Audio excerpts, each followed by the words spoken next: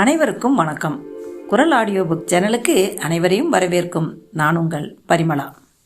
Hello friends, இன்னைக்கு நம்ம கேட்க போகிற கதை ஆனந்த் அவனுடைய காதலி. மகாபலிபுரம் போனது ஒரு பெரிய குற்றமாக மாறிடுச்சு. அவன் மேலே செய்யாத குற்றத்துக்காக போலீஸ் ஒரு கொலைப்பழி போடுது. போலீஸ் லத்தியின் முன்னாடி கதறான். ஆனந்த் தன் மீது சுமத்தப்பட்ட பழியிலிருந்து வெளியில் வருவானா? எஸ்ஐ பிரபாகரனின் முரட்டுத்தனமான விசாரணை நடுவே மறைஞ்சிருக்கிற உண்மையான கொலைகாரன் யாரு? எழுத்தாளர் எஸ். குமார் அவர்கள் எழுதின எந்த கதவும் திறக்கும் விறுவிறுப்பான கிரைம் த்ரில்லர் நாவலை முழுமையாக கேட்டு மகிழுங்கள். கதையை கேட்டுட்டு சப்ஸ்கிரைப் பண்ண மறந்துடாதீங்க, கமெண்ட் பண்ண மறந்துடாதீங்க.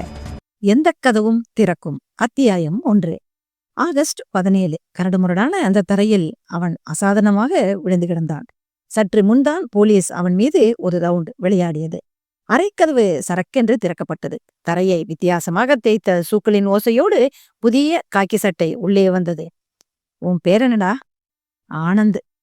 நான் எஸ்ஐ பிரபாகர்.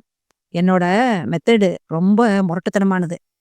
உடல் முழுவதும் வலியால் அவதிப்பட்டு கொண்டிருந்த ஆனந்த் பலவீனமாக தலையை தூக்கி அவரை பார்த்தான். சிரமப்பட்டு பேசினான். எந்த முரட்டுத்தனத்தாலும் நான் செய்யாத குற்றத்தை என் மேல சுமத்த முடியாது. புத்திசாலித்தனமா பேசுறதா நினைக்காத என்று பிரபாகர் ஒரு எட்டு முன்னால் வந்தார். சார், நீங்க உங்களை முன்கூட்டியே முரட்டுத்தனமானவர்னு சொல்றீங்க. மத்தவங்க சொல்லல, காட்டிட்டாங்க. நோ, என்ன மாதிரி அப்பாவியைத்தான் உங்களால பிடிக்கவும் அடிக்கவும் முடியும். உண்மையான கொலைகாரனை பிடிக்க உங்களுக்கு துப்பில்ல. பிரபாகர் சட்டென்று அவன் முன்னிச்சி மயிரை பற்றி உலுக்கி வாகாக இழுத்து லத்தியால் அடித்தார். எலும்பெல்லாம் முறிந்து போய்விட்ட மாதிரி வலி தெரித்தது. ஆனந்த் அலற துவங்கினான். அவர் நிறுத்தாமல் மீண்டும் மீண்டும் அடிக்க தரையில் விழுந்து புரண்டான். பிளீஸ், என்ன மன்றாட உயர்த்திய கைகளில் பலமான அடி விழுந்தரித்து விழுந்தான். விட்டுடுங்க பிளீஸ், சொல்லு. மௌனமாய் வாயிலிருந்து வலியும் எச்சிலுடன் இரத்தத்துடன் தலையை உயர்த்தக்கூட முடியாமல் குற்றுயிராய் கிடந்தான். பாஸ்டர், ஆஃப்டர் ஆல் 10,000 ரூபாய்க்காக ஈவு இறக்கமே இல்லாம ஒருத்தனை அடிச்சு கொன்னியே, அப்போ அவனும் இப்படித்தானே துடிச்சிருப்பான். ரத்தம் ஒழுக ஒழுக அவன் எப்படியெல்லாம் அலறி இருப்பான். அப்ப உனக்கு தெரியாத வலியும் கஷ்டமும் இப்ப புரியுதா? ஆனந்த் மிகவும் கஷ்டப்பட்டு ஒற்றை கையை உயர்த்தி போதும் விட்டுவிடுங்கள் என்று சைகையால் கெஞ்சினான். உள்காயங்கள் மட்டுமல்லாமல் நிறைய வெளிக்காயங்களும் ஏற்பட்டுவிட்ட இந்த நிலையில் தொடர்ந்து சித்திரவதை செய்வதில் பயனில்லை என்று பிரபாகர் வெளியே வந்தார். Anand, remember it. இப்ப உன்னால பேச முடியாது. அடுத்து உன் வாயில பேச்சு வரும்போது எனக்கு உன் ஸ்டேட்மெண்ட் வந்தாகணும். அப்போ இதே மாதிரி சாதிச்ச நானே உன்னை என் கையால அடிச்சு சாகடிப்பேன். கடைசியா கழுத்தை நெரிச்சு தூக்குல தொங்க விட்டுருவேன். அங்கிருந்து நடந்து தன் டேபிளுக்கு வந்து உட்கார்ந்தார். அவனை அடித்துவிட்டு வந்ததில் கொஞ்சம் களைப்பை உணர்ந்து எதிரே மூடி வைக்கப்பட்டிருந்த கிளாஸை எடுத்து தண்ணீர் குடித்தார். சிகரெட் பேக்கெட்டை திறந்து ஒரு சிகரெட்டை எடுத்து பற்ற வைத்து கொண்டார். ரூம மூடியா? கட்டளைக்காக காத்திருந்த கான்ஸ்டபிள் சாவியை எடுத்துக்கொண்டு அறையை நெருங்கினார். கதவை இழுத்து சாத்த முற்பட்ட பொழுது ஆனந்தை பார்த்தார். யோ ஆனந்து, எஸ்ஐயே ரொம்ப நல்லவரு. ஏதோ ஒரு வேகத்துல தப்பு பண்ணிட்டேன். நடந்தத மறைக்காம அப்படியே சொல்லிரு. அனாவசியமா இப்படி அடி வாங்கி சாக வேண்டியதே இல்ல. இப்பெல்லாம் நிறைய கேஸ்ல குற்றவாளிகளே வெளியே வந்துடுறாங்க. எஃப்ஐஆர் போட்டு கோர்ட்டுக்கு போனா அங்கே கவனிச்சுக்கலாம். எல்லாவற்றையும் தெளிவா சொல்லிட்டு வெயில்ல போற வழிய பாரியா, ரொம்பவும் மெல்லிய குரலில் சொல்லிவிட்டு கதவை பூட்டிவிட்டு எஸ்ஐயின் முன்னால் போய் நின்றார். எஸ்ஐ செயினாக அடுத்த சிகரெட்டை பற்ற வைத்து கொண்டார். டேபிளின் மேலே கிடந்த கண்ணாடி குமிழை உருட்டி விட்டார். என்னையா சொல்றான்? சொல்ற மாதிரி இல்ல சார், ஆனா அடுத்து சொல்ற மாதிரி சக்தி வர்ற போது ஸ்டேட்மெண்ட் தான். டிராவை இழுத்தார். போஸ்ட்மார்ட்டம் ரிப்போர்ட்டை எடுத்து பார்த்தார். இரும்பு கழியால் அடித்து கபால எலும்பு சேதமடைந்து மரணம். மதிய உணவுக்கு பிறகு 1 மணி நேரத்துக்குள்ளான மரித்து போயிருக்கிறான். சார்? அடடே, நீங்களா? அந்த நேரத்தில் அவர்கள் வேண்டாத விருந்தாளிகள் தான் என்றாலும் சுதாரித்து கொண்டு சுமூகமாகவே வரவேற்றார். உட்காருங்க. எதிரே இருந்த நீல பெஞ்சில் உட்கார்ந்தார்கள். பருமனான உடம்பில் கதர் ஜிப்பா போட்டு மல்வேட்டி கட்டி கண்களில் பவர் கிளாஸ் வைத்து படிய வாரி விட்டிருந்த சதாசிவம் ஆனந்தின் அப்பா. பாம்பே டேயிங் லுங்கியும் செக்குடு சட்டையுமாக உடன் வந்திருந்த நடுத்தர வயதுக்காரர் புரொஃபசர் கருணாகரன். வந்தவர் எப்படியும் ஆனந்தை பார்க்க விருப்பப்படுவார்கள். தற்போதைய நிலையில் மிகவும் துன்புறுத்தப்பட்டிருக்கும் அவனை இவர்கள் பார்க்கக்கூடாது, அனுமதிக்கவும் முடியாது. சிகரெட் என்னோட பிராண்டே இருக்கு. ப்ரொஃபசர் தன்னுடைய சிகரெட் பேக்கெட்டை திறந்து ஒன்றை சிகரெட் எடுத்து பற்ற வைத்துக் கொண்டார். எஸ்ஐ சார், இவரை தெரியுமா உங்களுக்கு? ஆனந்தோட அப்பா சதாசிவம். நல்ல பேரும் செல்வாக்கும் உள்ள மனுஷரு. எதிர்பாராத விதமா அவங்க பையனை நீங்க சந்தேகப்பட்டு பிடிச்சிட்டு வந்துட்டதால ரொம்ப ஒடிஞ்சு போயிட்டார். ஏங்க, எங்க வேலையைத்தானே நாங்க செஞ்சிருக்கோம். வெறும் 10,000 ரூபாய்க்காக இவ்வளவு ஹார்ஷா ஒரு ஆளை கொலை பண்ணியிருக்கிறப்போ நாங்களும் கடுமையாகவும் வேகமாகவும் செயல்பட வேண்டியிருக்கு. உங்க பொறுப்பை நாங்க உணர்றோம். பட் ஆனந்த் குற்றவாளியா இருக்க முடியாது. நாங்க ஜஸ்ட் விசாரிச்சிட்டு இருக்கிறோம். விசாரணை முடிவுல அதெல்லாம் தெரிய வரும். நீங்க வெளியேயும் விசாரிச்சு பாருங்க. இந்த ஊர்ல, அவங்க தெருவுல, அவங்க ஆபீஸ்ல எல்லாம் கேட்டு பாருங்க. யாரும் அவனை தப்பா சொல்ல மாட்டாங்க. அவனை நீங்க சந்தேகப்படுறது தப்பு. சாரி சார், இன்வெஸ்டிகேட் பண்றதுலயும் விசாரிக்கிறதுலயும் நாங்க ஒன்னும் சலைச்சவங்க இல்ல. இத பத்தி பேச வேண்டாமே. ஓகே, நான் உங்க யூகங்களை பத்தி எதையும் சொல்லல. பட் ஒன் திங், மிஸ்டர் சதாசிவத்தால் இந்த அதிர்ச்சியை தாங்க முடியல. அவர் ஆனந்தை பார்க்க விரும்புறார். அவனை பார்த்து 2 வார்த்தை பேசினா இவருக்கு கொஞ்சம் ஆறுதலா இருக்கும். கட்டாயப்படுத்தியாவது இவரை சாப்பிட வைக்க முடியும். வெரி சாரி சார், விசாரணை முடியற வரை நாங்க யாரையும் அவனை அனுமதிக்க முடியாது. ஓகே சார், நாங்க கிளம்புறோம் என்று எழுந்து கொண்டார்கள். வாங்க, கடைசியான ஒரு விஷயம். உங்க கடமைகளை நாங்க மறுக்கல. பட் இந்த கேஸில் நீங்க தவறான நபரை பிடிச்சு கஷ்டப்படுத்துறீங்க. போலீஸ்காரங்க தவறு செய்யறது உண்டு. ஆனா போலீஸின் மோப்பநாய்கள் தவறு செய்யறதில்ல. செஞ்சிருக்கு. ஆகஸ்ட் 14. ஜமுனா, நாளைக்கு ஹாலிடே. இன்னைக்கு கலெக்ஷன் அதிகமா இருக்கும், வேலையும் அதிகமா இருக்கும். லேட்டா போனா ப்ராப்ளம். யோகநாதன் கூடத்திலிருந்து பரபரப்பாக குரல் கொடுத்தான். சமையலறையிலிருந்து பதில் வந்தது. 5 நிமிஷங்க, வெயிட் பண்ணுங்க. இதோ ரெடி ஆயிடும். ஜமுனா, நான் வெயிட் பண்ண தயார். ஆனா உங்க பாட்டன், என் மேனேஜரு வெயிட் பண்ண மாட்டார். அது எனக்கு தெரியாதா? நான் என்ன வேணும்னா லேட் பண்றேன்? நீங்க வாங்கிட்டு வந்த ஈர விறகு புகையுது. கண்ணெல்லாம் எரிச்சல் தாங்க முடியல. அப்படியும் கஷ்டப்பட்டு எப்படியாவது சீக்கிரம் முடிக்கணுமேன்னு பறக்கறேன். எரிஞ்சாதானே? சரி, நான் ஹோட்டல்ல சாப்பிட்டுக்கிறேன். உடம்புதான் பாழாயிடும். ஒரே ஒரு நிமிஷம், இதோ வந்துட்டேன். அந்த சின்ன கூடத்தில் யோகன் குறுக்கும் நெடுக்குமாக பொறுமையின்றி நடந்து கொண்டிருந்தான். அப்பா என்று காலை கட்டி கொண்டாள் ராஜேஸ்வரி. ராஜிகண்ணா, வீட்டு கணக்கெல்லாம் போட்டுட்டியாமா? போட்டுட்டேன்பா. கொஞ்சம் பென்சில் சீவி தர்றியா? சீவலா ராஜி, இப்போ நேரம் இல்லையே. ப்ளீஸ் அம்மா கிட்ட சீவிக்கடா. என்னப்பா நீ எல்லா வேலையையும் அம்மாவையே செய்ய சொல்ற, அம்மாவையே பாடம் சொல்ல சொல்ற. நீ எனக்காக எதுவுமே செய்ய மாட்டியா? சாரிடா, சாயங்காலம் எனக்கு நிறைய வேலை கொடு, எல்லாத்தையும் செய்யறேன். இப்போ முடியாது. என்ன ஜம்மு? இதோ என்றபடி ஜமுனா சமையலறையிலிருந்து வெளியே வந்தாள். கையில் சிறிய கேரியர் தயாராக இருந்தது. அதை மேஜை மீது வைத்தாள். எடுத்து வச்சுக்குங்க என்றபடி மீண்டும் உள்ளே போனாள். அவன் அதை எடுத்து கொடையில் வைத்துக் கொண்டான். ஹேண்ட் கர்ச்சீப்பையும் ஓரத்தில் வைத்தான். 1 நிமிஷம் என்ற குரலுடன் காப்பி டம்ளருடன் ஜமுனா மீண்டும் பிரசன்னமானாள். ஏன் ஜமுனா இவ்ளோ கஷ்டப்படுற? மீல்ஸ் தயாரிக்கிறதுக்கே ஈரவரகுல போராடிட்டு இருக்கிற. இப்போ காப்பி எதுக்கு? இந்த கேள்வியெல்லாம் கேட்டுட்டு இருந்தீங்கன்னா ஆபீஸுக்கு லேட் ஆயிடும். சீக்கிரம் குடிங்க. அவளிடமிருந்து வாங்கி குடிக்க தொடங்கினான். ஒரு நாள் ஹோட்டல்ல தான் சாப்பிட்டுட்டு போறேன். ஏன் இப்படி கஷ்டப்படுற? சரிதான், உங்களுக்கு நார்மலான வயிறா இருந்தா பரவாயில்ல. அல்சராச்சே. ஹோட்டல்ல சாப்பிட்டு அமிலத்தன்மை ஏற்பட்டதுன்னா உடம்பு என்ன ஆகுறது? என் உடம்பு மேல காட்டுற அக்கறையில பாதிய உன் மேலையும் வச்சுக்க. எனக்கு என்ன கேடு? அப்போ எனக்கு தான் கேடா என்று காப்பி டம்ளரை மேஜை மீது வைத்துவிட்டு கூடையை கையில் எடுத்துக்கொண்டான். கிளம்பும் போது இது என்ன அபசகுணமான பேச்சு? கவலைப்படாதே ஜமுனா, எனக்கு ஆயுசு கெட்டி என்று சொல்லிவிட்டு தெருவில் இறங்கினார். எதிரே தண்ணீர் சுமந்து வரும் சுமங்கலியை பார்த்து ஜமுனா திருப்தியான அற்ப சந்தோஷத்தில் ஆழ்ந்தாள். அத்தியாயம் 2. யோகநாதன் கால்களை வீசி போட்டு நடந்தார். திருப்பத்தில் ஆனந்த் சிகரெட் பற்ற வைத்தபடி பார்வையில் விழுந்தார். Good morning sir. Good morning yoga என்றபடி அவனும் இவனோடு சேர்ந்து நடக்கத் துவங்கினான்.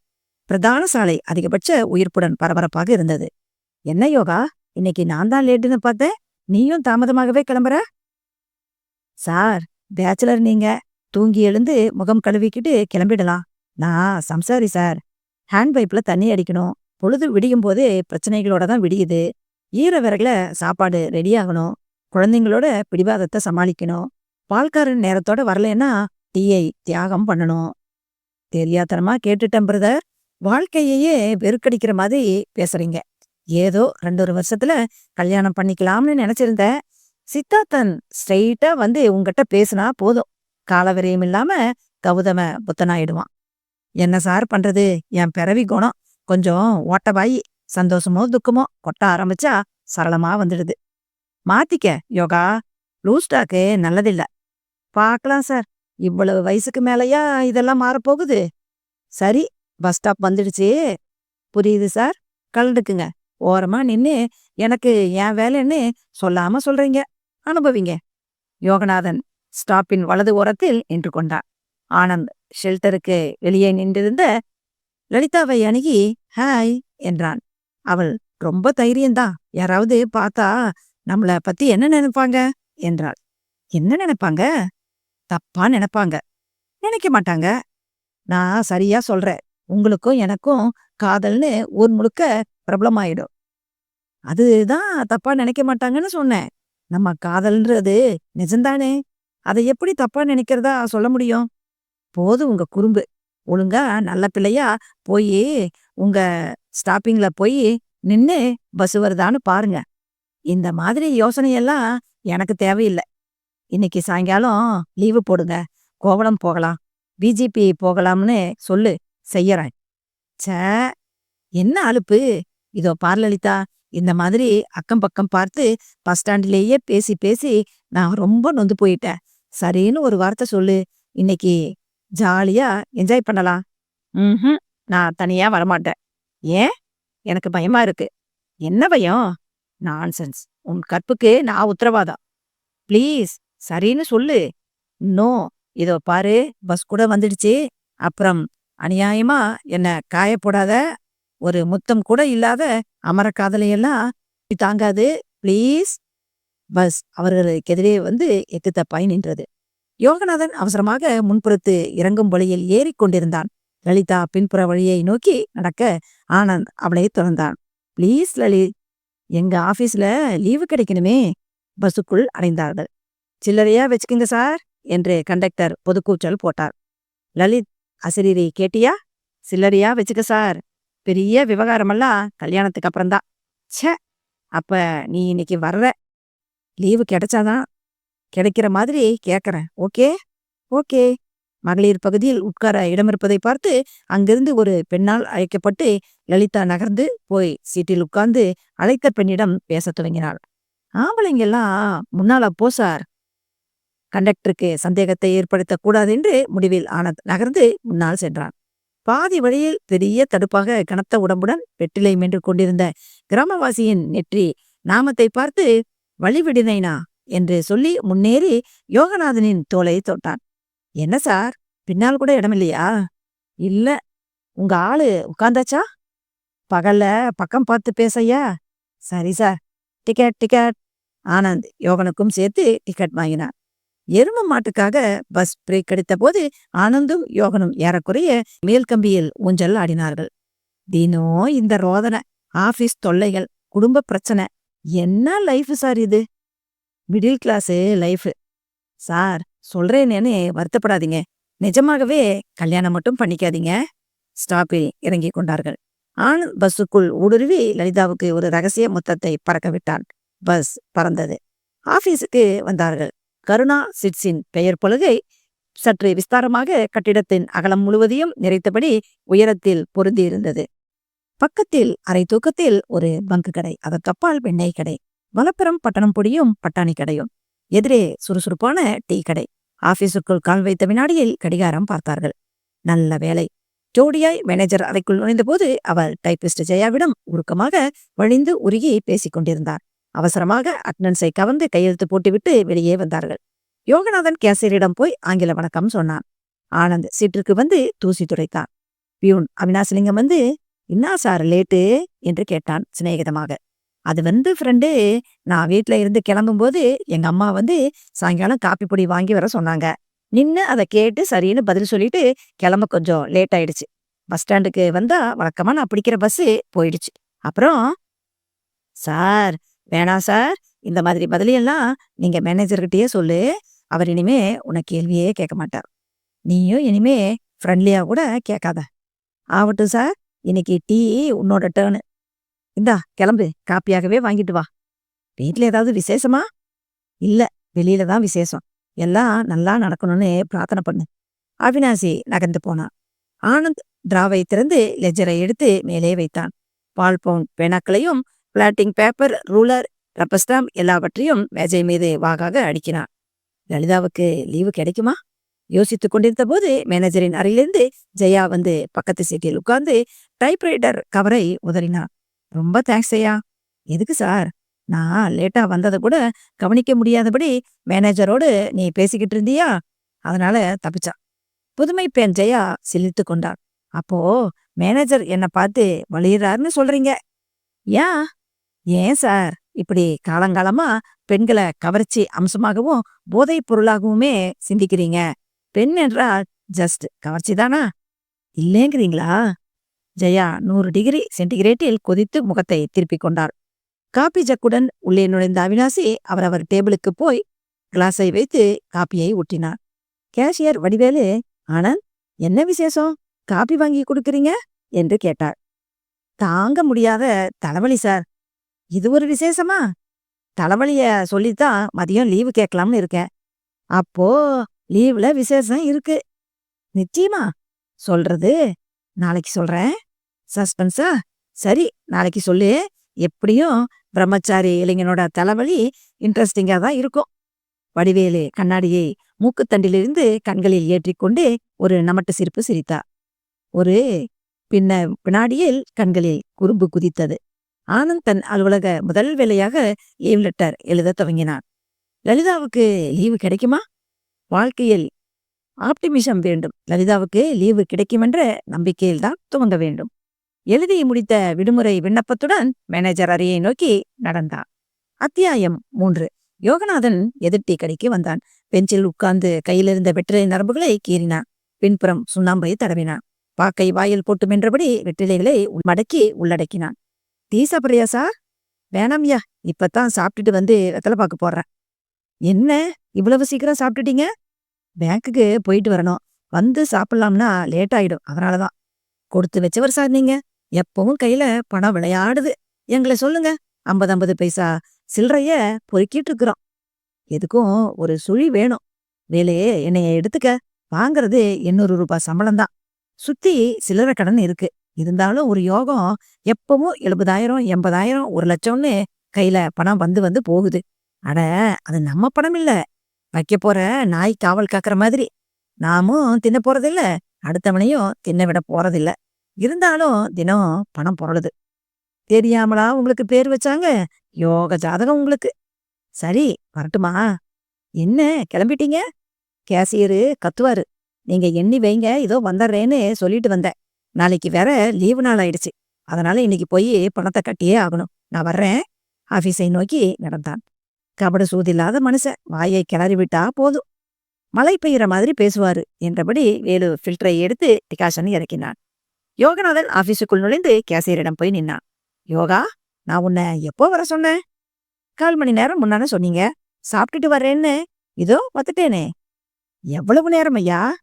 அதுதான் வந்துட்டேனே சார். பணம் நிறைய இருக்கா? இல்ல, இன்னைக்கு கலெக்ஷன் ரொம்ப டல்லு. 10,000 சொச்சம்தான். 10,000 ரூபாயை பேங்க்ல கட்டுனா போதும். எண்ணி டினாமினேஷன் எல்லாம் போட்டு டிராவ்ல வச்சிருக்கேன். இந்தா சாவி. சாவியை வாங்கி டிராவை திறந்தான். உள்ளே அடுக்கப்பட்டிருந்த கரன்சி கட்டுகளை எடுத்து மேஜை மேல் வைத்தான். 2, 5 எல்லாம் அதிகம் இருந்தன. 50, 100 எல்லாம் உதிரிகளாய் இருந்தன. அமௌண்ட் குறைஞ்சாலும் வெயிட் குறையாது. லோயர் டினாமினேஷன் அதிகமா இருக்கே. இன்னைக்கு கலெக்ஷன் அப்படி. சுமக்கிறவன் என்னைக்கும் சுமந்துதான் ஆகணும். பைய எடுந்து சார். வடிவேலு கபோர்டிலிருந்து ரெக்ஷின் பையை எடுத்து வெளியே வந்தான். இது வேணாம் சார், துணிப்பையை எடுங்க. இந்த தொகைக்கு அது போதும். இது ஹேண்டியா இருக்கும்பா. வேணாம் சார், அதுவே போதும். சரியான காட்டானியா. நீ துணிப்பை கூட உனக்கு வேண்டாம். நாளையிலிருந்து வேட்டி கட்டிட்டு வா. மடியில வச்சு சுருட்டிட்டு பேங்குக்கு போயிட்டு வந்துடு. செஞ்சா போச்சு. வடிவேலு அலுப்புடன் மீண்டும் குனிந்து துணிப்பையை துளாவி எடுத்து வைத்துவிட்டு ரெக்ஷின் பையை எடுத்து உள்ளே வைத்து மூடினார். யோகன் பணக்கட்டுகளை எடுத்து பையில் அடிக்கினான். பையை சுருட்டி மடக்கி கைப்பிடியில் வைத்து கொண்டான். வவுச்சரை எடுத்துக்கொண்டான். கிளம்பினான். வரேன் சார். பத்திரம். ஆனந்தன் சீட்டிலிருந்து எழுந்து கொண்டான். என்ன சார், கிளம்பிட்டீங்களா? ஆமா யோகா. பேங்க்குக்கா? ஆமாம் சார். வழக்கம் போல ஓபிதான். போய் பணம் கட்டிட்டு 1 மணி நேரம் குந்திட்டு வருவ. அந்த சலுகை கூட இல்லைன்னா எப்படி சார் இவ்வளவு பணத்தை எடுத்துட்டு போய் கட்டிட்டு வர்றது? எவ்வளவு ரிஸ்க்கு. அதுதான் நானே கொஞ்சம் சுதந்திரம் அனுபவிச்சுக்கிறேன். நம்ம கம்பெனில இந்த பேங்க்கு வேலையெல்லாம் போயிட்டு வர ஏதாவது வண்டி இருந்துச்சுன்னா பரவாயில்ல. ஆனா அவ்வளவு ஏன் சார், ஒரு டீ சாப்பிட 50 பைசா பர்மிட் பண்ணுவாங்களா? சார், மோசமான கம்பெனி சார். நமக்கும் வேற வழி இல்லாம தானே இதுல வேலை செய்யறோம். அதுவும் சும்மாவா வேலை கொடுத்தாங்க? செக்யூரிட்டி கட்டிட்டு தானே வேலைக்கு சேர்ந்தோம். செக்யூரிட்டி வாங்கிட்டாங்களே தவிர கொடுக்கலையே. எதுக்கு? இதுக்குதான். இப்ப பணம் எடுத்துட்டு போறோம். எப்பவும் சிங்கிளாகவே அனுப்புறாங்க. அதுக்காகவாவது ஒரு செக்யூரிட்டி போடலாம். ஏசி ரூம்ல உட்கார்ந்து இருக்கிறவருக்கு இந்த யோசனையெல்லாம் எப்படி சார் வரும்? கம்பெனி அதோட லாபம், தன்னோட சுய முன்னேற்றம்னு பத்தி கவலைப்படுவானா? நம்மள பத்தி யோசிப்பானா? யூனியன் வச்சிருக்கிறவங்களே இப்பெல்லாம் ஒன்னும் பண்ண முடியல. நமக்கு யூனியனே கிடையாது. கொடுக்கிற சம்பளத்துக்கு நம்ம ரத்தத்தை கப்புல ஊத்தி குடிச்சிடுவாங்க. கவலைய விடு. இன்னைக்கு பஸ் ஸ்டாண்டு வரைக்கும் உனக்கு நார்த் எஸ்காட், வீதி வரைக்கும் தான் உங்க உறவா? பின்ன என்னையா, காடு வரைக்கும் வருவேன்னு எதிர்பார்க்கறியா? அட, பேங்க் வரைக்கும் வந்துட்டு போங்களேன் சார். எனக்கு அவசர வேலை இருக்குப்பா. வீட்டுக்கா போறீங்க? இல்ல இல்ல, நீ வேற. எனக்கு முன்னால அங்க போய் நான் அரை நாள் லீவு சொல்லி வைக்காத. அப்புறம் அங்க நிறைய பொய் சொல்ல வேண்டியதா இருக்கும். ஓஹோ, இப்போ புரியுது சார். அனுபவிங்க. அரை கிணறு தாண்டி இருக்கேன். என்னத்த அனுபவிக்கிறது? ஏன் சார் அப்படி சொல்றீங்க? அந்த பாப்பாவை பார்க்கத்தானே போறீங்க? ஆமா. அப்புறம் என்ன, சந்தோஷம்தான். ஆமாய்யா, எனக்கு லீவு கிடைச்சிருச்சு. அவளுக்கு கிடைச்சதோ இல்லையோ, அதெல்லாம் கிடைச்சிருக்கும் சார். ஆம்பளை நீங்களே லீவு வாங்கிட்டீங்க. பொட்ட பிள்ளைக்கு தானே கிடைக்காம போயிடும்.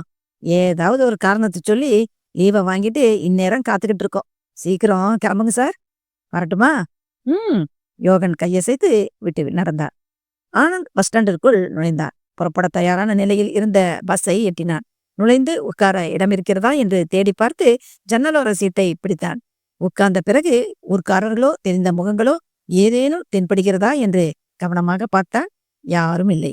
சற்று இறுக்கம் தளர்ந்து உட்கார்ந்தான். கைப்பையை திறந்து குமுதம் எடுத்து படிக்கத் துவங்கினான். சுவாரஸ்யமாய் ஆழ்ந்து துவங்கிய போது கண்டக்டர் குறுக்கிட்டார். டிக்கெட். அவன் நீட்டிய 5 ரூபாய் நோட்டையும் அவனையும் முறைத்தார்.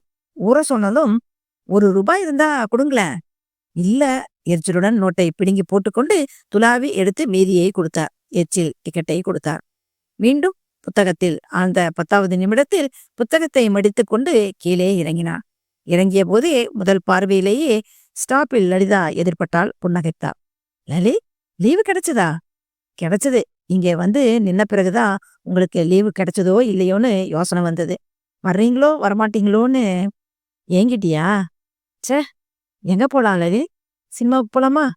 நோ, தியேட்டர் ரொம்ப ஆபத்தான இடம். 4 பேர் பார்வையில பட்டு இப்பவே வீட்டுக்கு விஷயம் தெரிஞ்சு ஏகரகலா ஆயிரும். அப்போ நீங்களே சொல்லுங்க, எங்க போகலாம்? முதல்ல பண்ணைக்கு போகலாமா? முதல்ல ஒட்டகம்னு அபார ரசனம் உங்களுக்கு. அப்போ மாமல்லபுரம் போலாமா? நிறைய தடவை பார்த்தாச்சு. நீ பார்க்கலைங்கிறதுக்காக நான் உன்னை ஆக்ராவுக்கு வேணும்னாலும் கூட்டிட்டு போக தயார். ஆனா நம்ம செலவு பண்ண கிடைச்சிருக்கிறது 3 மணி நேரம்தான். உன்னோட சாய்ஸ் இந்த டைம் லிமிட்டுக்குள்ள இருக்கணும். 3 ஹவர்ஸ்னா மாமல்லபுரம் தான். பஸ்ஸுக்காக காத்திருந்தார்கள். இடைவெளியில் எதிர்க்கடையில் குளிர்பானம் குடித்தார்கள். ஆனந்த் சிகரெட் பற்ற வைத்து கொண்டான். ஆனந்த், எனக்கு சிகரெட் ஸ்மெல்லே பிடிக்கல. அதனாலதான் நான் உன்னை சிகரெட் பிடிக்க சொல்லல. நான் மட்டும் பிடிக்கிறேன். ஐயோ, ஆரம்பிச்சிட்டீங்களா? அன்பே, முழுசா 180 நிமிஷம் உங்க அருவிய எப்படித்தான் தாங்க போறேனோ. சேச்ச, பீச்ல எல்லாம் நான் பேச மாட்டேம்மா. Are you sure? ஷூர். பொம்பளைய பேச விட்டு கேட்கறதும் பொம்பளைங்க கிட்ட பேசிக்கிட்டே இருக்கிறதும் மகத்தான தவறுகள். அப்ப நான் தான். புரியுதுல்ல? கர்மமே கண்ணாயிதான். சே, நீங்க ரொம்ப மோசம். உன் சர்டிபிகேட்டை இப்போ நான் வாங்கிக்க மாட்டேன். ரிட்டர்ன் ஜேர்னில கூட வாங்கிக்கிறேன். ஆனாலும் ரொம்ப கெட்டுப்போன ஆம்பளை நீங்க. ஆனந்த் உற்சாகமாக சிரித்தான். கற்பனை செய்யவும் முடியாத ஒரு அபாய சூழலில் தான் சிக்கிக் கொண்டிருப்பதை சற்றும் அறியாமல் சிரித்துக்கொண்டே இருந்தார். அத்தியாயம் 4. மறுநாள் விடுமுறை என்றாலே அலுவலகங்கள் எல்லாம் சுறுசுறுப்பாய்த்தான் இருக்கும். கருணாசிட்ஸ் ஒன்றும் விதிவிலக்கல்ல. அரை மனதுடன் 10 வார்த்தை டைப் செய்யும் ஜெயா கூட சுறுசுறுப்பாய் இருந்தார். அவினாசி தன் முக்காலிலிருந்து எழுந்து வடிவேலிடம் வந்தார். அவர் கேஷ் புத்தகத்தை கூட்டிக் கொண்டிருந்தார். என்ன சார், டேலி ஆகுதா? நிமிர்ந்தார். நழுவி போகும் மூக்கு கண்ணாடியை சரியான இடத்தில் பொருத்தி வைத்தார். அதெல்லாம் ரெடியா இருக்குப்பா. பேங்க் ரெசிப்ட் வரணும், வந்தா முடிச்சிடலாம். இன்னுமா வரல? வர வர நம்ம யோகநாதனுக்கு வாய் தான் நீளமாயிட்டே போகுது. காரியம் கட்ட. நாளைக்கு லீவாச்சே, எல்லாத்தையும் ஏற கட்டிட்டு 1/2 மணி நேரம் பர்மிஷன் வாங்கிட்டு போகலான்னு நினைச்சுக்கிட்டு இருந்தேன். இன்னைக்கு பார்த்து இவன் லேட்டு பண்றான். எங்க உட்காந்து எவங்கிட்ட அரட்டை அடிக்கிறானோ. சார், நீங்க சொல்றது வாஸ்தவம் தான். யோகன் கொஞ்சம் வாய் அரட்டை தான். இருந்தாலும் சும்மா இருக்கிற நேரத்துல உட்காந்து வளவன பேசிட்டு இருக்கிற மாதிரி டியூட்டி நேரத்துல நடந்துக்க மாட்டார். வடிவேலு கொஞ்சம் பொறி தட்டி போனார். அவினாசி சொல்வது நிஜம். யோகநாதன் ஏற்றுக்கொண்ட வேலையின் பொறுப்பை மறந்துவிட்டு எவருடனாவது பேசிக் கொண்டிருப்பான் என்பது சரியல்ல. எப்போ எதனாலோ இப்படி லேட் ஆகுது தெரியல சார். பேங்க்குக்கு போன் பண்ணி யோகநாதன் வந்து பணம் கட்டிட்டு போயிட்டானான்னு விசாரிக்கலாமே. அது நல்லதில்ல. போன் மேனேஜர் ரூம்ல இருக்கு. அங்க போய் நம்ம விருப்பத்துக்கு போன் பண்ண முடியாது. அவர்கிட்ட எல்லாத்தையும் சொல்லி ஆகணும். அதுக்கப்புறம் அவன் இங்கே வந்தான்னா மெமோவை எழுதி கையில கொடுத்துடுவாரு. அப்புறம் அவன் நம்மள நொந்துக்குவான். அதனால உங்ககிட்ட சைக்கிள் இருக்குதுல்ல? இருக்கு. பேங்க் வரைக்கும் ஒரு மிதி மிதிச்சிட்டேன். வழியில தென்பட்டா கூட்டிட்டு வந்துரு. கிடைக்கலன்னா பேங்க்ல விசாரி. பணம் கட்டிட்டு இருந்தான்னா போதும். அப்புறம் அவன் எப்பவாவது வந்து தொலையட்டும். சரி சார். அவினாசி ஹாலை விட்டு வெளியே வந்து வராந்தாவின் மாடிப்படிகளுக்கு பக்கத்தில் நிறுத்தப்பட்டிருந்த சைக்கிளில் தன்னுடையதை சிரமப்பட்டு ஒதுக்கினான். திறந்து வெளியே இழுத்து படிகளில் உருட்டி தெருவை தொட்டான். யோகன் வழக்கமாக போகும் டீ கடை முதலியவற்றில் விசாரித்துவிட்டு சைக்கிளை சற்று வேகமாக மிதித்து பேங்குக்கு வந்தான். உள்ளே போய் ரிசெப்ட் கவுண்டரில் வட்டப்பொட்டு வைத்திருந்த பெண்ணிடம் மேடம் என்றான். அவள் நிமிர்ந்து பார்த்து என்ன என்றாள். கருணாசிட்ஸ்லேருந்து இன்னைக்கு பணம் கொண்டு வந்து கட்டிட்டாங்களா? நீங்க யாரு? நான் அங்கே பியூனா இருக்க. கேசியர் கேட்டுட்டு வர சொன்னாரு. அவள் அவனிடம் சொல்லலாமா என்று யோசித்த வினாடிகளில் பக்கத்து கவுண்டரில் இருந்த டெல்லர் நாகேந்திரன் அவனை பார்த்து சிரித்தார். என்ன அவினாசி, என்ன விஷயம்? ஒண்ணுமில்ல சார். நம்ம யோகநாதன் சார் பேங்க்குக்கு புறப்பட்டு வந்து ரொம்ப நேரம் ஆகுது. இன்னும் திரும்பி வரல. அதுதான் கேசியர் கேட்டுட்டு வர சொன்னாரு. அப்படியா என்ற டெல்லர் மேடத்திடம், இவரு சிக்வெண்டோட ஸ்டாஃப் தான், பார்த்து சொல்லுங்க என்றார். கிளிப்பில் இருந்த ஃபைல்களை எல்லாம் 1-2 முறையாக பார்த்துவிட்டு உங்க பணம் வரல என்றாள். மேடம்? அவினாசியின் தயக்கத்தை புரிந்து கொண்டவள் மேலும் ஒரு முறை சரிபார்த்தாள். இல்ல என்றாள். அவினாசி திடுக்கிட்டான்.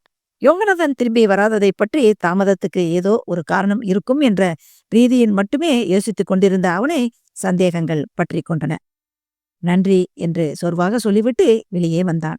எதிரில் இருந்த மிராத் டிபார்ட்மெண்டல் ஸ்டோருக்கு போனான். வணக்கம் பாய். வாங்க. என்ன இந்த நேரத்துல? ஆபீஸுக்கு ஒரு ஃபோன் பண்ணணும். அதுக்கு கேட்கணுமா? நேரா வந்து ரிசீவரை எடுத்து சுத்துங்க. நன்றி சார். ரிசீவரை எடுத்து டயலை சுழட்டினான். கருணாசிட்ஸான்? ஆமாம் என்றார் மேனேஜர். சார், நான் அவினாசி பேசுறேன். கேசியரோடு பேசணும் சார். மறுமுனையில் மேனேஜர் குறுக்கு விசாரணை செய்யாமல் ரிசீவரை மேசை மீது வைத்துவிட்டு கேசியரை கூப்பிடும் ஒலி கேட்டது. அவினாசிக்கு அந்த பதற்றமான தருணத்தில் மேனேஜரின் நடத்தை சற்று ஆறுதலாக இருந்தது. சின்ன இடைவெளிக்கு பின், நான் வடிவேல் பேசுறேன் என்றது மறுமுனை. நான் அவினாசி சார். என்னப்பா, எங்க இருந்தா? இல்ல சார். பேங்க்ல பாத்தியா? கேட்டுட்டேன் சார். பணம் கிரெடிட் ஆகல. பணம் கிரெடிட் ஆகல? முருகா, நிஜமாதான் சொல்றியா? நீ உடனே புறப்பட்டு வா. தொடர்ந்து தொடர்பு அருந்தது. அத்தியாயம் 5. இயற்கையின் வலிமையை காட்ட அலைகள் ஆக்ரோஷமாக கடற்கரை கோயிலோடு மோதிக்கொண்டிருந்தன. மனித முயற்சியின் எடுத்துக்காட்டாக சிற்பம் தாங்கிய கோயில் அலைகளை எதிர்த்து கொண்டிருந்தது. மோதி சிதறிய அலை தூறல்களினால் தொடப்பட்ட லலிதா கால்களை தண்ணீரில் நினைத்துக் கொண்டிருந்தாள். ஆனந்த் சற்று தள்ளி மணலில் உட்கார்ந்திருந்தான். ஹை லலித், உனக்கு கால் வலிக்கல? அவளுக்கு உற்சாகத்தில் வலி தெரியவில்லை. அவன் களைத்திருந்தான். கால்கள் வலிக்க நடந்தாயிற்று. வாய் வலிக்க பேசியாயிற்று. உடம்பின் வலி மனசில் இல்லை. உள்ளே சந்தோஷ கடலலைகள். லலிதா திரும்பி ஆனந்திடம் வந்தபோது முழங்கால் வரை சேலை நனைந்திருந்தது. மேலேயும் பனி சிதறல் நனைப்புகள். ரொம்ப வெறுப்பேத்துற லலிதா. ஏன்? பின்ன என்ன? புத்திசாலி சினிமா ப்ரொடியூசர் வெள்ளை துணி கோடம்பாக்க தேவதைகளே தண்ணியில உருளை விட்டு காட்டுற மாதிரி நனைஞ்சிட்டு என் முன்னால வந்து நிக்கிறியே.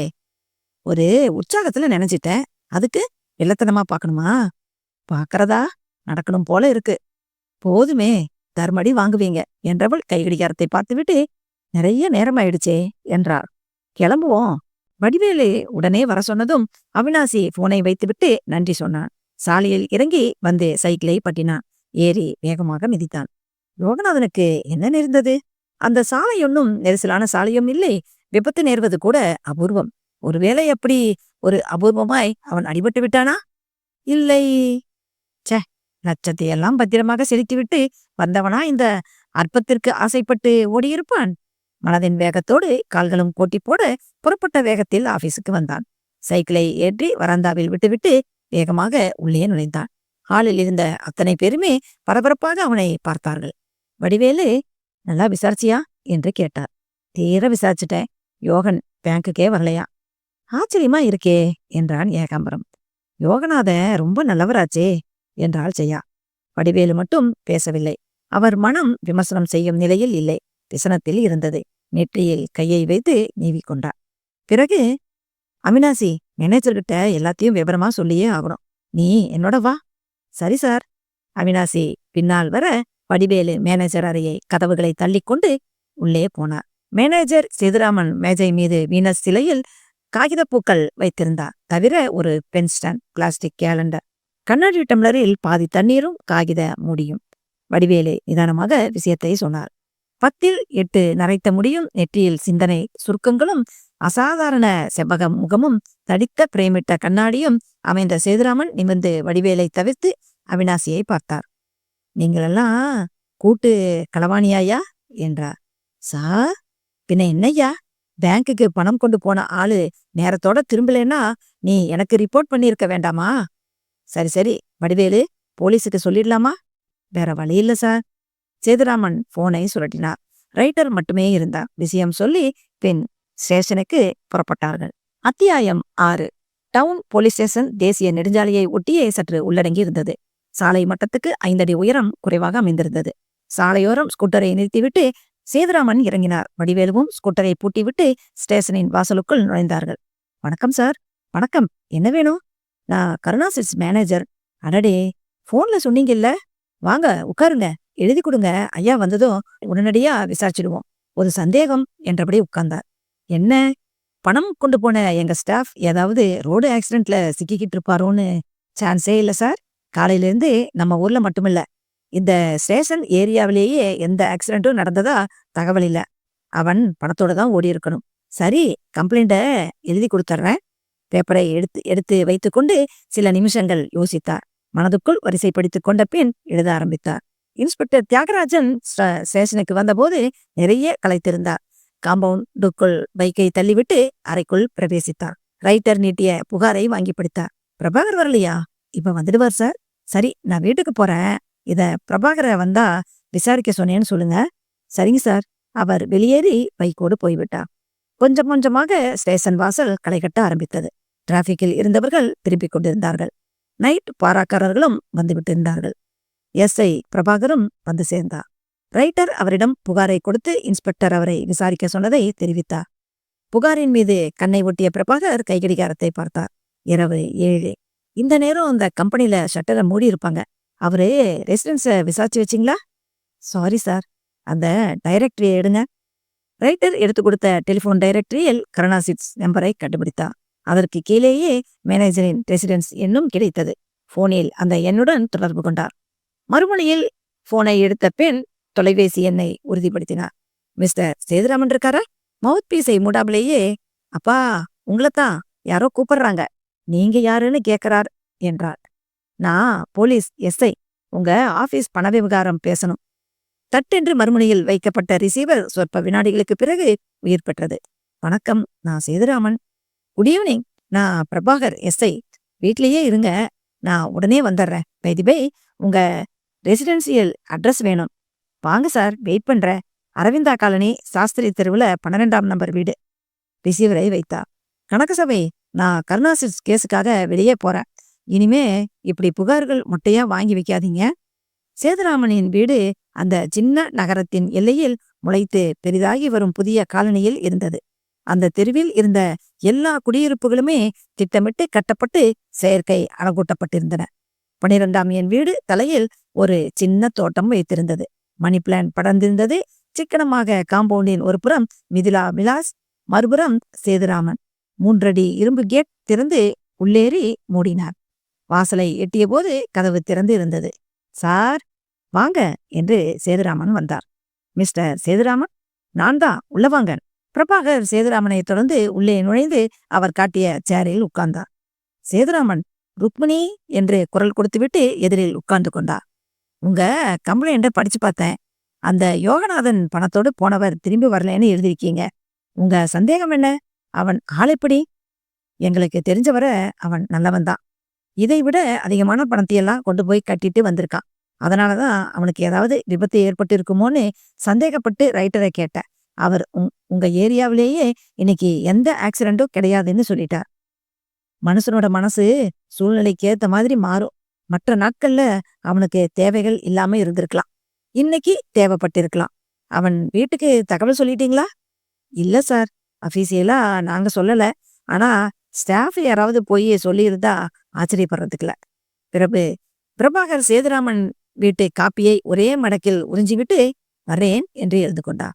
நேரா யோகநாதன் வீட்டிற்கு புறப்பட்டார். அத்தியாயம் 7. பிரதான சாலையிலிருந்து தெரு திரும்பியது. பைக் திரும்பவில்லை. அங்கேயே ஓரமாய் நிறுத்திவிட்டு இறங்கிய தெருவில் நடந்தார். 7வது எண் எந்த வரிசையில் என்ற யோசனையுடன் இருபுற வீடுகளையும் பார்த்து யோகித்தார். மேலும் நடந்து யோகநாதனின் வீட்டை கண்டுபிடித்தார். வாசலிலேயே ஒரு இளம் தாயும் அவள் மகளும் உட்கார்ந்திருந்தார்கள். யோகநாதன் இருக்காரா?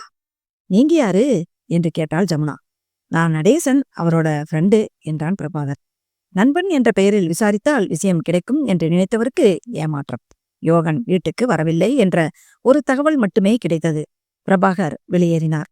தெருமுனையை நோக்கி நடந்தார். நிறுத்தப்பட்டிருக்கும் பைக்கின் எதிர்ப்புறத்திலிருந்த பங்கை அடைந்தார். சிகரெட்டை பொருத்தி பற்ற வைத்துக் கொண்டு அங்கே விசாரித்தார். என்ன சார் சொல்றீங்க? யோகநாதன் கடன் வாங்கினாரா? ரொம்ப செட்டா குடும்பம் நடத்துற ஆள் சார் அவரு. நம்பவே முடியலையே. உங்களுக்கு அவரை பத்தி சரியா தெரிஞ்சிருக்காது. அவரோட க்ளோஸ் ஃப்ரெண்ட்ஸ கேட்டு பாருங்க. டெய்லர் சும்சுதீனை கேட்டு பார்த்தா தெரிஞ்சிடும். அவர் எங்க இருக்காரு? பக்கத்து தெருவுல கடை வச்சிருக்காரு. பைக்கை மிதித்து புறப்பட்டு பக்கத்து தெருவில் நுழைந்தார். தெருவில் இருந்த 2 கடைகளில் ஒன்று பங்க், மற்றொன்று சும்சுதீன் கடை. அதன் வாசலில் பைக்கை நிறுத்திவிட்டு கீழே இறங்கினார். தான் யார் என சொல்லி விசாரித்ததில் பலனில்லை. கடைசியில், அப்புறம் உங்களை தவிர யோகநாதனோட நெருக்கமான நண்பர்கள் யார் யாருன்னு நல்லா யோசிச்சு ஒரு லிஸ்ட் தயார் பண்ணி கொடுங்க. நாளைக்கு வரைக்கும் டைம் எடுத்துக்குங்க. ஒரு பேர் கூட விட்டு போகக்கூடாது. ஆகட்டும் சார் என்றார் சும்சுதீன். வெளியே வந்து பைக்கை மிதித்தார். மறுநாள் காலை பிரபாகர் ஸ்டேஷனுக்கு வந்த பொழுது தியாகராஜன் காத்திருந்தார். Good morning sir. Good morning. Yoganathan கேஸ விசாரிச்சிங்களா? அவன் வீட்லயும் தெருக்கோடி பங்க்லயும் மஃப்டியில போய் விசாரிச்சேன். அவனுக்கு பண தேவை இருக்கிற மாதிரியோ அவன் குற்றவாளியா இருப்பாங்கிற மாதிரியோ எந்த அறிகுறியும் இல்ல. அவனோட நெருங்கிய ஃப்ரெண்ட்ஸ் ஒருத்தனையும் விசாரிச்சேன். தவிர அவனுடைய நண்பர்கள் யார் யாருன்னு ஒரு லிஸ்ட் கேட்டிருக்கேன். இன்னைக்கு அதன்படி விசாரணையை தொடர போறேன். ஓகே பிரபாகர், நீங்க திரும்பவும் கிராமத்துக்கு போய் விசாரிங்க. நான் கருணா சிட்ஸ்ல விசாரிக்கிறேன். சரிங்க சார், நான் இப்பவே சிட்ஸுக்கு கிளம்புறேன். இன்ஸ்பெக்டர் தியாகராஜன் மேனேஜர் சேதுராமனை சந்தித்து யோகநாதன் புறப்பட்ட நேரம், அவனுடைய பழக்க வழக்கங்கள் பற்றியெல்லாம் விசாரித்தார். சேதுராமன் தன்னை விட ஊழியர்களால் அவற்றை பற்றி தெளிவாக சொல்ல முடியும் என்ற நம்பிக்கை வெளியிட்டார். விசாரணைக்காக உங்க ஊழியரை பார்க்கலாமா? பார்க்கலாம். ஹாலுக்கு வந்தார்கள், போனார்கள். இவர் வடிவேலு, கேஷியர். வடிவேலு வணக்கம் என்று சொன்னார். வணக்கம். யோகநாதனை கடைசியா நீங்க எப்போ பார்த்தீங்க? நேத்து மத்தியானம். எத்தனை மணிக்கு? 1:30 இருக்கும். பேங்குக்கு பணத்தை கொடுத்து அனுப்புனேன். அதுதான் நான் கடைசியா அவனை பார்த்தது. அவன் எதனால இப்படி பணத்தை எடுத்துட்டு ஓடினான்னு உங்களால யூகிக்க முடியுதா? முடியல சார். அவனுக்கு ஏதாவது தாங்க முடியாத கடன் தொல்லைகள் உண்டா? எனக்கு தெரிஞ்ச வரைக்கும் இல்ல. வேற ஏதாவது தகவல்கள் அவனை பத்தி? எனக்கு தெரிஞ்ச வரைக்கும் அவன் நல்லவன். இந்த ஆபீஸ்ல உங்களை விட அவனுக்கு நெருக்கமானவங்க யாரு? அவர் சட்டென்று பதில் சொல்லாமல் ஆனந்தை பார்த்தார். சொல்லுங்க. ஆனந்த் ஒரு அடி முன்னால் வந்தான். நானும் யோகநாதனும் ஒரே கிராமத்தை சேர்ந்தவங்க. பெரும்பாலும் காலையில ஒரே பஸ்ல வருவோம். திரும்பி போறதும் சில நேரம் சேர்ந்து போவோம். அதனால மத்தவங்கள விட அவரோட பழகுற பழக்கம் எனக்கு வாய்ப்பு அதிகம். ஐசி அவன் இப்படி நடந்துக்க என்ன காரணம்? எங்கே ஓடியிருப்பான்னு உங்களுக்கு ஏதாவது ஐடியா இருக்கா? இல்ல, அவர் பணத்தோட காணாம போயிட்டாருன்னு காலையில தான் கேள்விப்பட்டேன். அவர் ஓடிப்போனதா நான் நம்பல. பின்ன எதனால பணத்தோட மறையணும்? தெரியல சார். நேத்து நான் 1/2 நாள் லீவு. பஸ் ஸ்டாண்டுக்கு போற வரைக்கும் பேங்க்குக்கு போன யோகநாதனோட பேசிக்கிட்டு தான் நடந்து போனேன். சோ, இந்த ஆபீஸ்ல அவர கடைசியா பார்த்த நபர் நீங்க தான். ஆமாம். அப்போ அவரோட பேச்சிலயோ, நடத்தையிலயோ ஏதாவது அபூர்வமா இருந்ததா? இல்ல. நல்லா யோசிச்சு பதில் சொல்லுங்க. நிச்சயமா எதுவும் இல்ல. எத பத்தி பேசிட்டு இருந்தீங்க? ஆனந்த் சற்று தயங்கினான். சொல்லுங்க. கேஷ் கொண்டுட்டு போறதுல செக்யூரிட்டியே இல்லைன்னு பேசிக்கிட்டு இருந்தோம். அப்படியா? ஆமாம். அவரு ரொம்ப கலகலன்னு பேசுற டைப்பு. எப்பவும் வளவளான்னு பேசிக்கிட்டே இருப்பார். நேத்தும் அப்படித்தான் பேசிக்கிட்டு வந்தார். வித்தியாசமாவோ, விசித்திரமாவோ அதுல எதுவும் இல்ல. நீங்க அவரோட பேங்க் வரைக்கும் போனீங்களா? இல்ல. அவரு என்னோட பஸ் ஸ்டாண்ட் வரைக்கும் வந்தாரு. அப்புறம் அவரு போயிட்டாரு. நீங்க? நான் பஸ் பிடிச்சு போயிட்டேன். உங்க ஊருக்கா? இல்ல. எங்க? சாரி, அது பர்சனல். மிஸ்டர் ஆனந்த், போலீஸ் கிட்ட ரகசியம் கூடாது. சார், விசாரணை யோகநாதனை பத்தி. இதுல நான் அவரை பத்தி எனக்கு தெரிஞ்சத போலீஸ் கிட்ட சொல்லி ஆகணும். பட் என்னுடைய பர்சனல் விஷயங்கள சொல்றது அவசியம் இல்ல சார். எதுக்காக போயிருந்தீங்கன்னு சொல்லலாமே. Just for fun. போலீஸ் புத்தி அலையன்ஸ் சந்தேகம் இன்ஸ்பெக்டரின் மண்டையில் நெருடியது. நீங்க எதையும் மறைக்கலையே. என்னுடைய பர்சனல் விஷயத்தை தவிர வேற எதையும் மறைக்கல. அத்தியாயம் 8. பிரபாகர் இந்த முறை போலீஸ் உடையிலேயே யோகநாதன் வீட்டுக்குள் நுழைந்தார். மூலையில் உட்கார்ந்து my guides in the sky என்று ராகம் போட்டுக் கொண்டிருந்த சிறுமி ராஜேஸ்வரி முதலாக ஷூ சத்தத்தில் கலைந்தாள். போலீஸ் என்றபோது சின்ன கண்களில் ஆச்சரியம், பயம். யாரடி ராஜி என்றபடி சமையலறையிலிருந்து வெளிப்பட்ட ஜமுனா முதல் பார்வையிலேயே காக்கி உடைக்கு அதிர்ந்தாள். நிதானித்து பார்த்தபோது நேற்று வந்தவர் என்று புரிந்தது. போலீஸ் எஸ்ஐ ஏன் தன்னை நண்பன் என்று அறிமுகப்படுத்தியபடி நேற்று வந்தார். நேற்று முதலாக வீடு திரும்பாத புருஷன், நேற்றிலிருந்து வந்து போகும் எஸ்ஐ. அவருக்கு ஏதாவது? கண்கள் மசமசத்தன. அந்நிய ஆடவன் எதிரே அசிங்கமாக மயங்கி விழுந்து விடுவோமோ என்று பயந்து சுவரை பற்றினார். பிரபாகர் அவளுக்கு சுதாரித்துக் கொள்ள சற்றும் அவகாசம் தராமல், எங்கே யோகநாதன் என்று கேட்டார். நீங்க போலீஸா? அவளை கூர்ந்து பார்த்தார். பற்றிய உடம்பும் கன்னம் ஒட்டியும் கண்கள் இடுக்கியும் தலை சரியாக வாரப்படாமலும் சராசரி பெண்களின் வசதி கோட்டுக்கு கீழே இருந்தாள். நேற்றை விட இன்று அதிக கவலையுடன் வெளிரி போய் இருந்தாள். கண்களில் மை கரைந்து அவள் முகத்தை அசிங்கப்படுத்தியிருந்தது. அழுதிருக்கலாம். நான் டவுன் எஸ்ஐ யோகநாதன். எங்கே? நீங்க தானே நேத்து வந்தது? ஆமா. நேற்றிலிருந்தே அவர் இன்னும் வீடு திரும்பல. இதோ பாருமா, போலீஸ் கிட்ட பொய் சொல்லக்கூடாது. எங்களால எப்படியும் உண்மையை கண்டுபிடிக்க முடியும். அப்போ உங்களை கஷ்டப்படுத்த வேண்டியதாயிடும். ஒழுங்கா உண்மையை சொல்லுங்க. அவள் கலங்கி போனாள். நானே நேத்திலிருந்து அவர் வரலையேங்கிற கவலையில இருக்கேன். அவருக்கு என்ன ஆச்சு? நீங்க ஆபீஸுக்கு போய் பாத்தீங்களா? அங்கே அவர் இல்லையா? அவருக்கு என்ன ஆச்சு? சுவரில் ஊன்றியிருந்த கை தளர்ந்து தலையில் பதிய அப்படியே சுவரோடு சரிந்து தரையில் உட்கார்ந்து கலங்கத் துவங்கினாள். உங்க பேர் என்ன? ஜமுனா. இங்க பாருங்க மிஸ்ஸஸ் ஜமுனா, உங்க புருஷன் நேத்து மத்தியானம் ஆபீஸ் பணம் 10,000 ரூபாயோட ஓடி போயிட்டார். இங்கே வரலையா? என்னது? பணத்தோட ஓடி போயிட்டாரா? அவரா? பொய். நான் இத நம்ப மாட்டேன். அவங்க ஆபீஸ்ல கம்ப்ளைண்ட் பண்ணிருக்காங்க. இருக்காது, இது தப்பான தகவல். அவர் அப்படியெல்லாம் செய்ய மாட்டார். தயவு செய்து இத நம்பாதீங்க. நம்பாதீங்க. நீங்க அவரோட மனைவி. உங்களுக்கு இத ஒப்புக்கொள்ள சிரமமா இருக்கலாம். ஆனா இதுதான் உண்மை. அவர் எப்படியும் உங்களை பார்க்க வருவார். அப்ப நீங்களாகவோ அல்லது அவருக்கு எடுத்து சொல்லியோ அவரை போலீஸ் ஸ்டேஷன்ல சேர்த்தா தண்டனை குறையும். அல்லது அவங்க ஆபீஸுக்கு பணத்தை சரி கட்டி கொடுத்து கேஸே இல்லாம பண்ணிடலாம். தவறாம சொல்லுங்க. அவள் அந்த அதிர்ச்சிகளை ஜீரணிக்க சக்தி இல்லாமல் அழத் துவங்கினாள். பிரபாகர் அங்கே இருந்து வெளியே வந்து பைக்கில் கிளம்பினார். சம்சுதீன் கடைக்கு வந்தார். சம்சுதீன் முக்காலிலிருந்து எழுந்து ஓரடி முன்னால் வந்து, வாங்க சார் என்றார். உட்கார இடம் காட்டி அந்த ஸ்டூலை பழைய துணியால் தட்டிவிட்டார். உட்கார்ந்தார். யோகநாதன் கிடைச்சானா சார்? கிடைக்கல. அவங்க சம்சாரம் வேற தவிச்சுக்கிட்டு இருக்கும் சார். வரும்போது அவங்கள பார்த்த விஷயத்த சொல்லிட்டு தான் வர்றேன். அது ரொம்ப பூஞ்சையான பொம்பளை சார். தாங்காது. தாங்கிதானே ஆகணும். நேத்து நான் உங்ககிட்ட விசாரிச்சேனே, அது தொடர்பா நீங்க சொல்ல விட்டு போன விபரம் ஏதாவது இருந்தா இப்ப சொல்லலாம். ஒன்றும் புதுசா ஞாபகம் வரல சார். யோகநாதன் ரொம்ப நல்லவரு. அதைத்தான் என்னால திருப்பி திருப்பி சொல்ல முடியும். அவனோட நெருங்கிய நண்பர்களை பத்தி கேட்டிருந்தேனே. Ready sir. சம்சுதீன் ஒரு துண்டு பேப்பரை நீட்டினார். பென்சில் கிறுக்கல்களே. ராஜமன்னார், ஆனந்த், தேவக் சகாயம், சீதாபதி என்று 5 பெயர்கள் இருந்தன. இவங்க எல்லாம் இதே ஊர்தானா? இல்ல சார். யார் யார் லோக்கல், யார் யார் வெளியூர்? ராஜமன்னார், ஆனந்த், தேவசகாயம் லோக்கல். சீதாபதியும் வெங்கடேசனும் டவுனு.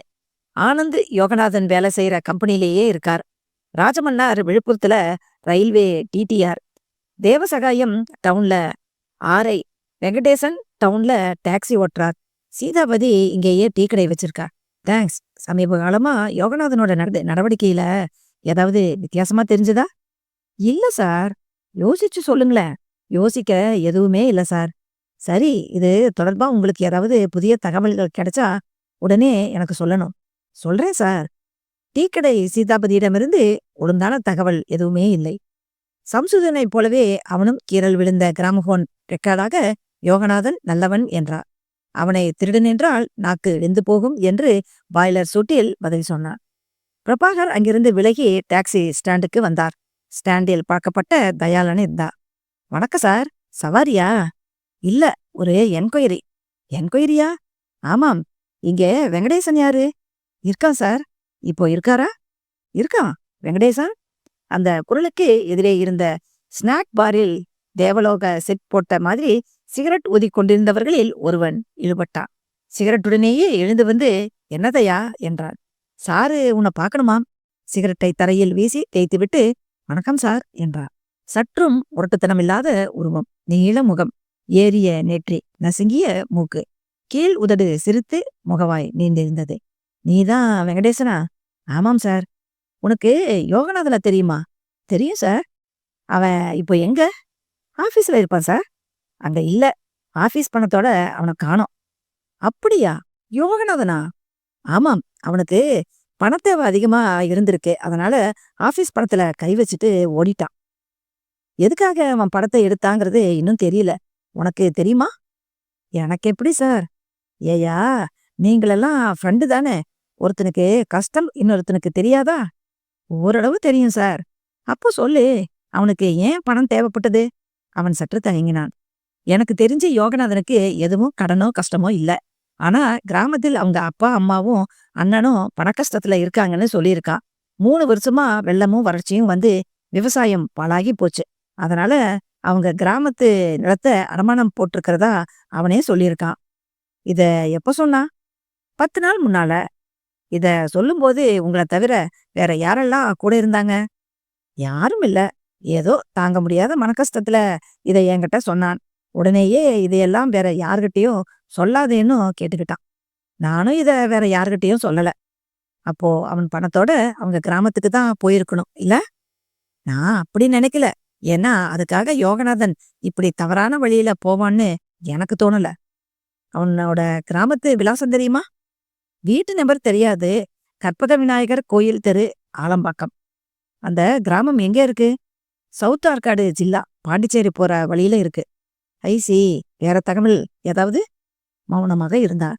ஏதாவது எங்களுக்கு பயன்படக்கூடிய தகவல் ஞாபகத்துக்கு வந்தா உடனே வந்து சொல்லுங்க. சொல்றேன் சார். அவனிடமிருந்து விலகினார். பைக்கை உதைத்து தயாளனுக்கு தேங்க்ஸ் சொல்லிவிட்டு ஸ்டேஷனுக்கு புறப்பட்டார்.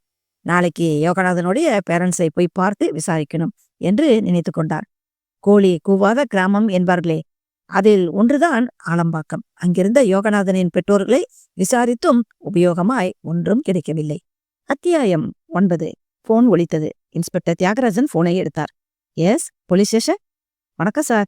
நான் புலிப்பாக்கம் விஏஓ பேசுறேன். இன்ஸ்பெக்டரோட பேசணும். நான் இன்ஸ்பெக்டர் தான் பேசுறேன். என்ன விஷயம் சொல்லுங்க. இங்க இருக்கிற குட்டையில பிணம் ஒண்ணு கிடக்குது. ஆனா பெண்ணா? ஆம்பளைதான் சார். ஆள் யாருன்னு தெரியுதா? தெரியல சார். உள்ளூர் ஆள் இல்ல. வெளியூர் ஆளை யாரோ அடிச்சு போட்டிருக்காங்க. சரி, நீங்க அங்கேயே இருங்க. நான் உடனே கிளம்பி வர்றேன். சரி சார், நான் வெயிட் பண்றேன். மறுமுனையில் ரிசீவரை வைக்கும் சத்தம் கேட்டது. இன்ஸ்பெக்டரும் ரிசீவரை வைத்தார். ஏகாம்பரோ, வண்டி எடு. வண்டி வேகம் எடுத்தது. நிமிடங்களில் ஜீப் புலிப்பாக்கத்தை தொட்டிருக்கும். வழியில் லெவல் கிராசிங்கே மூடப்பட்டிருந்தது. ஜீப் நின்றது. தியாகராஜன் எரிச்சல் அடைந்தார். ஒரு ஓவர் பிரிட்ஜ் கட்டி தொலைச்சிருந்தா இப்படி காத்திருக்க வேண்டிய அவசியம் இல்ல. நீராவி வேகத்தில் ஹோ என்ற இரைச்சலுடன் ரயில் பாதையில் ஓடியது. ஜேம்ஸ் வாட்டையும் ஸ்டீவன்சனையும் இந்திய ரயில்வே தொடர்ந்து கௌரவித்தது. ரயில்வே வேகத்தில் கதவு திறக்கப்பட்டது. ஜீப் புறப்பட்டது. 3வது நிமிடத்தில் தார் சாலையை விட்டு பிரிந்து மண்பாதையில் ஓடி புலிப்பாக்கத்தின் தலைபாகத்தை தொட்டது. பிணம் இழுத்து வெளியே போடப்பட்டது. அவர்கள் மேலும் மேலும் குட்டையை குழப்பியதில் வேறு சில துணி கந்தல்களே கிடைத்தன. உபயோகமாய் எதுவும் இல்லை. தொடர்ந்து சுற்றுச்சூழலை ஆராய்ந்தார். சற்று தள்ளி முட்புதரில் சிக்கிக்கொண்டு கும்பலாய் கிடந்த மஞ்சள் துணி இன்ஸ்பெக்டரின் கவனத்தை ஈர்த்தது. அதை பிரித்தார். துணிப்பை மேலே அச்சிடப்பட்ட எழுத்துக்கள் அவரை அதிர வைத்தன. கருணா சீட்ஸ். அப்படின்னா இவன் எஸ்ஐ பிரபாகரனின் முன்னே நின்றிருந்த கதசாமியின் கண்களில் மிரட்சி தெரிந்தது. சற்று தள்ளியிருந்த தங்கவேலு அவ்வளவு பயப்படவில்லை. என்றாலும் சற்று சங்கடப்பட்டான். விசாரணையில் பலன் 0. கருணா சீட்ஸ் என்ற எழுத்துக்கள் இன்ஸ்பெக்டர் தியாகராஜனை மேலும் யோசிக்க வைத்தன. அவர் கிராம அதிகாரியை பார்த்தார். இங்க யார்கிட்டயாவது போன் இருக்கா? ரைஸ் மில்லில் இருக்கு. கருணா சீட்ஸ் சேதுராமனை அழைத்து பிணம் காட்டப்பட்டதில் தெளிவாய் தெரிந்தது. செத்தவன் யோகநாதன் தான். அத்தியாயம் 10. இறந்து கிடப்பது யோகநாதன் தான் என்று உறுதியான நிமிஷத்தில் இன்ஸ்பெக்டர் தியாகராஜன் மேலும் பரபரப்படைந்தார். மீண்டும் ரைஸ் மில்லுக்கு போய் போனை உபயோகித்தார். மாவட்ட தலைமையகத்துக்கு தொடர்பு கொண்டார். கருணாசிட்ஸிலிருந்து 10,000 ரூபாயை எடுத்துக்கிட்டு பேங்குக்கு போன யோகநாதன் என்கிற ஊழியரை காணோம்னு தேடிக்கிட்டு இருந்தோம். இப்போ அவரோட பாடி புலிப்பாக்கம் கிராமத்துல ஒரு குட்டையில கிடக்குது. தலையில அடிச்சு கொண்டிருக்காங்க. ஏற்கனவே அவர் காணாம போன உடனே நாங்க மேற்கொண்ட விசாரணைகள்ல அந்த ஆள் நல்லவன்னு தான் எல்லோரும் சொல்றாங்க. அவனுக்கு விரோதிகள்னு யாரும் இருக்கிறதா தெரியல. சோ இது பணத்துக்காக நடந்த கொலையா இருக்கலாம். மோப்ப நாய்களை அனுப்பினால் உதவியாக இருக்கும்னு ஃபீல் பண்றேன். அனுப்புவதாக உறுதி கூறப்பட்டது. இன்ஸ்பெக்டர் மீண்டும் தளத்துக்கு வந்தார். நகரிலிருந்து 4-5 கிலோமீட்டர் தூரத்துக்குள் பிணம் கிடைக்கிறது. எனவே அவன் கடத்தப்பட்டு உடனுக்குடன் கொல்லப்பட்டிருக்கலாம். விஏஓவை பார்த்தார். மத்தியானம் 1 மணி வாக்கில் இந்த பக்கம் ஜனங்க நடமாட்டம் இருக்கும் இல்லையா? அபூர்வந்தான். இங்க பெரும்பாலும் விவசாயிங்க தான். காடு கழனிக்கு போயிடுவாங்க. ஒரு சிலர் வெளியூருக்கு போய் வேலை செஞ்சுட்டு வருவாங்க. மதியத்தில் யாரும் இந்த பக்கம் வரமாட்டாங்க. இன்ஸ்பெக்டர் அந்த இடத்திலிருந்து ஒரு முறை சுற்றி பார்த்தார். சிறிய கிராமம்தான். கழனிகளும் மேய்க்காலும் வெகு தூரத்தில் இல்லை. கிராம அதிகாரி சொல்கிற மாதிரி எல்லோரும் விவசாய வேலைகளில் ஈடுபட்டிருந்தால் கூட கிராமத்திற்குள் ஒரு கார் உள்ளே வந்து இங்கே சற்று தாமதித்து விட்டு போவதை பார்த்திருக்க முடியும். வாய்ப்பிருக்கிறது. நீங்க சொல்ற மாதிரி யாரும் இந்த இடத்துல இல்லாம இருந்திருக்கலாம். பட் அவங்க வேலை செஞ்சுட்டு இருக்கும்போது தற்செயலா இங்க ஒரு வாகனம் வர்றதையும் அதோட மூமெண்ட்டையும் அவங்க பார்த்திருக்கலாமே. இருக்கலாம். நீங்க ஒரு முக்கியமான உதவி செய்யணும். கிராமத்து ஜனங்களை எல்லாம் மொத்தமா கூட்டி அவங்கள யாராவது நேற்று மதியம் இங்கே ஏதாவது வாகனம் வந்ததை பார்த்தாங்களான்னு விசாரிக்கணும். அப்படி யாராவது பார்த்திருந்தா எங்களுக்கு தகவல் கொடுங்க. நாங்க வந்து அவங்களை விசாரிக்கிறோம். ஆகட்டும் சார். இன்னைக்கு மாலையில் எல்லோரையும் கூட்டி வச்சு விசாரிக்கிறேன். உடனே உங்களுக்கு தகவல் கொடுக்கறேன். தலைமையகத்திலிருந்து வந்த காவல்துறை வேன் அங்கு வந்து நின்றது. கதவு திறக்கப்பட்டது. ராபர்ட் முதிர்ச்சியின் காரணமாக முன்புறம் முடி இழந்து இருந்தார். வழக்கமாக போலீஸ்காரர்களுக்கு விழுந்துவிடும் தொந்தி அவரிடம் இல்லை. ஆப்பிள்களையே நிறுத்தி காட்டக்கூடிய அளவுக்கு மீசை வளர்த்திருந்தார். சதுர முகத்தில் சந்தேக கண்களை வைத்திருந்தார். கால்களும் கைகளும் கரணைகளாக இருந்தன. பழனிசாமி தோற்றத்தில் அவருக்கு விரோதம். நீல முகம், சிறிய மீசை, நெற்றியில் பட்டையடித்து சந்தனத்தை ஒட்டி வைத்திருந்தார். சற்று பருத்து அலிபாபா கதைய கிளைமாக்ஸில் பேரலில் உருளும் மனிதர்களை போலிருந்தார். அவர்களை தொடர்ந்து சங்கிலி பிணைப்பில் இருந்த ஜாலியும் ஜீவனும் கீழே குதித்தன. தியாகராஜன் அவர்களை எதிர்கொண்டார். Good morning sir. Good morning sir. நீங்க உடனே வர்றீங்கன்னு இன்ஃபார்ம் பண்ணதாலதான் வெயிட் பண்ணிட்டு இருக்கோம். இன்னமும் பாடியை கூட அப்புறப்படுத்தல. ஆம்புலன்ஸ் வந்துடுச்சு. ரத்த வாடைக்கும் குற்ற பின்னணிகளுக்கும் பெரிதும் பழகி போன ஜாலியும் ஜீவனும் சங்கிலி பிணைப்பிலிருந்து துள்ளி கொண்டிருந்தன. பிணத்தின் திசைக்கு கால்களை நகர்த்தின. ராபர்ட்டும் பழனிசாமியும் அவைகளை லாங் ரோப்பில் விட்டபடி நடந்தனர். தியாகராஜன் தொடர்ந்தார். ஜாலியும் ஜீவனும் முதலில் பிணத்தை முகரத் துவங்கின. பின்பு தலைக்காயத்தின் இரத்த கவிச்சியை நாசிக்குள் வாங்கி கொண்டன. இலக்கில்லாமல் இங்குமங்கும் சுற்றி வந்தன. பிறகு பிரதான பாட்டைக்கு போய் விழித்து நின்றன. ஜீவன் மட்டும் ஒற்றை காலை தூக்கியது. என்ன ராபர்ட்? ராபர்ட் கன்னத்தை தடவிக்கொண்டார். கலைஞ்சிடுச்சு சார். இனிமே சரியா ப்ரொசீட் ஆகாது. தியாகராஜன் நெற்றியை நீவி விட்டு கொண்டார். ராபர்ட், இன்னொரு ட்ரை பண்ணலாம். பிணத்திடம் இருந்து தானே கண்டினியூ பண்ண முடியல.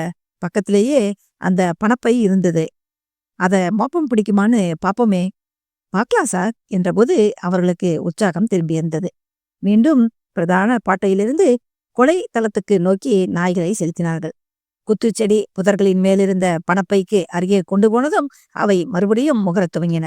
முகர்ந்து பார்த்த பின் ஜாலி அதில் அக்கறை குறைந்து சுற்றி வர துவங்கியது. ஜீவன் மட்டும் காதுகளை விடைத்துக் கொண்டது. பழனிசாமியின் கை சங்கிலியை இழுத்தது. கோஹெட் ஓடத் துவங்கியது. சங்கிலியை பற்றபடி பழனிசாமியும் சாதாரணமாக தியாகராஜனும் தொடர்ந்து ஓடினார்கள். தியாகராஜன் ஓட்டத்தின் நடுவே, ஏட்டு அந்த பையை எடுத்து சோதனை போடு என்றார். ஏட்டு தன் கை கெட்டியுடன் அந்த பையை நோக்கி நடந்தார். அப்படியே பாடியை போஸ்ட்மார்ட்டத்துக்கு அனுப்பிடு. ஜீவன் மீண்டும் முக்கிய சாலையில் வரை ஓடியது. பிறகு சுற்றுமுற்றும் பார்த்து திரும்பியது. அங்கேயே நின்றது. என்ன பழனிசாமி? பாப்போம் சார். பார்த்திருந்தார்கள். ஜீவன் நகரவே இல்லை. அத்தியாயம் 11. யோகநாதனின் உடலை கிராமவாசிகளின் உதவியுடன் போலீசார் ஆம்புலன்ஸில் ஏற்றினார்கள். பிணம் நலுங்கி இருந்தது. வாடையும் அதிகமாக இருந்தது. ஆம்புலன்ஸ் புறப்பட்டு நகரத்து மருத்துவமனைக்கு சென்றது. உடலை இறக்கி மார்ச்சுவரிக்கு கொண்டு போனார்கள். ஏட்டு கனத்த உடம்பில் நிறைய களைப்பை வாங்கியவராய் மருத்துவமனை வளாகத்தில் இருந்த பட்டதாரி பேங்க் லோன் டீ கடைக்கு வந்து சிகரெட் வாங்கிய போது அந்த பைக் உள்ளே வந்து நின்றது. பிரபாகர் அதிலிருந்து இறங்கி சுற்றிலும் பார்த்தபோது ஏட்டு எதிர்பட்டார். Good morning sir. அவர் ஏட்டை நெருங்கி வந்தார். என்னையா, யோகநாதன் சித்தா போயிட்டான்? ஆமாம் சார். கொலை பண்ணி புலிப்பாக்கம் குட்டையில தூக்கி போட்டுட்டு போயிட்டாங்க சார். இப்பதான் பாடிய கொண்டு வந்து மார்ச்சுவரியில போட்டிருக்கோம். எல்லாம் வேஸ்ட். இவன்தான் பணத்தை எடுத்துக்கிட்டு எங்கேயோ ஓடிட்டான்னு நினைச்சு ஊர் ஊரா அலைஞ்சி ஒவ்வொருத்தரா விசாரிச்சு தேவையில்லாத கோணத்துல நம்ம டிபார்ட்மெண்டோட சக்தியை செலவு பண்ணியிருக்கிறோம். ஆமா, இன்ஸ்பெக்டர் உள்ள இருக்காரா? இல்ல சார். மோப்ப நாய்களை வரவழைச்சாரு. அதுல ஒண்ணு மட்டும் ஓடி இருக்கு. அதை ஃபாலோ பண்ணி அவரும் போயிருக்காரு. இப்பதான் ஸ்டேஷனுக்கு போனேன். அங்க ரைட்டர் சொன்னாரு, நீங்க போய் வந்ததெல்லாம் வீண் சார். லோகநாதனை யாரோ கொண்டு போட்டுட்டாங்க. ஐயா போயிருக்காரு. எல்லா ஏற்பாடுகளும் நடந்துடுது. ஆம்புலன்ஸும் போயிருக்கு. பாடி வந்துடும்னாரு. இப்பதான் சார் கொண்டு வந்து போட்டோம். பிரபாகர் பாக்கெட்டை துளாவி சிகரெட்டை எடுத்து பற்ற வைத்துக் கொண்டார். கருணாசிட்ஸ் தன்னுடைய சேம்பருக்குள் நிம்மதியில்லாமல் தவித்தார் சேதுராமன். சற்று முன்னால் யோகநாதனை பிணமாக பார்த்து போலீசுக்கு அடையாளம் காட்டிவிட்டு வந்தது அவரை மிகவும் பாதித்திருந்தது. அங்கே இருந்து நேராக அலுவலகத்துக்கு வந்ததும் தன் அறைக்கும் நுழைந்து நாற்காலியில் விழுந்தார். ஆனால் இருப்பு கொள்ளவில்லை. அலுவலகத்தில் சோகமாய் விஷயத்தை சொன்னார். நம்ம யோகநாதனை யாரோ பணத்துக்காக கொலை பண்ணி போட்டிருக்காங்க. ஐயோ, யோகன் சார் செத்து போயிட்டாரா என்று அவினாசி பதறினார். வடிவேலு வாய் வராமல் முகத்தை பொத்திக் கொண்டார். டைபிஸ்ட் கொலையா? அவரையா? நல்ல மனுஷனாச்சே. அவரை கொல்லவும் ஒருத்தனுக்கு மனசு வருமா என்றார். ஆனந்த் நிலைகுலைந்து போனார். யோகா ஓயாமல் பேசிக்கொண்டிருக்கும் அவன் இனி வாயை திறக்கவே மாட்டானா? சேதுராமன் விபரமாக சொன்னார். இன்ஸ்பெக்டர் போன் பண்ணி கூப்பிட்டதும் புலிப்பாக்கம் போனேன். அங்கே ஒரு பெரிய குட்டைக்குள்ள இருந்து யோகநாதனோட பாடியை எடுத்திருக்காங்க. சந்தேகப்பட்டுதான் என்னை வரவழைச்சாங்க. நான் போய் பார்த்து அது யோகாதான்னு கன்ஃபார்ம் பண்ணிட்டு வர்றேன். யாரோ மண்டையில அடிச்சு கொண்டு போட்டிருக்காங்க.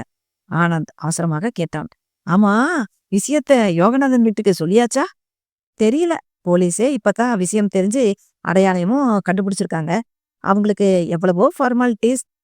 இதுக்கு நடுவுல அவங்க இன்ஃபார்ம் பண்ணணும். ஒருவேளை லேட் ஆகலாம். பாவம் அவங்க ஒய்ஃப் செய்தி கேட்டா துடிச்சு போயிடுவாங்க. வேறு வழி இல்ல. அங்கே விஷயம் சொல்ல புறப்பட முயன்ற ஆனந்த் எதிரே வந்தவர்களை பார்த்து நின்றான். இன்ஸ்பெக்டர் தியாகராஜன் பழனிசாமி. பழனிசாமியின் கைப்பிடியில் ஜீவன். ஜீவன் ஒரு புது வேகம் பெற்று பரபரத்தது. குறைக்கத் துவங்கியது. மேனேஜர் சார், உங்க ஒத்துழைப்பு தேவை. என்ன பண்ணணும் சொல்லுங்க. இப்ப உங்க ஸ்டாஃப் எல்லோரும் ஆபீஸ்ல இருக்காங்களா? இருக்காங்க. யாராவது லீவ்லயோ வெளியிலயோ போயிருக்காங்களா? இல்ல. ஐசி என்றவர் பழனிசாமியை திரும்பி பார்த்தார். பழனிசாமி அவரின் முகக்குறிப்பை புரிந்து கொண்டு சங்கிலியை விடுவித்தார். சுதந்திரம் பெற்ற ஜீவன் அந்த அலுவலக ஊழியர்களை ஒருமுறை சுற்றி வந்தது ஓயாது குறைத்தது. ஆனந்திடம் வந்ததும் அதிகமாக குறைத்தபடி அவரையே சுற்றி சுற்றி வந்தது. கவ்வி நின்றது.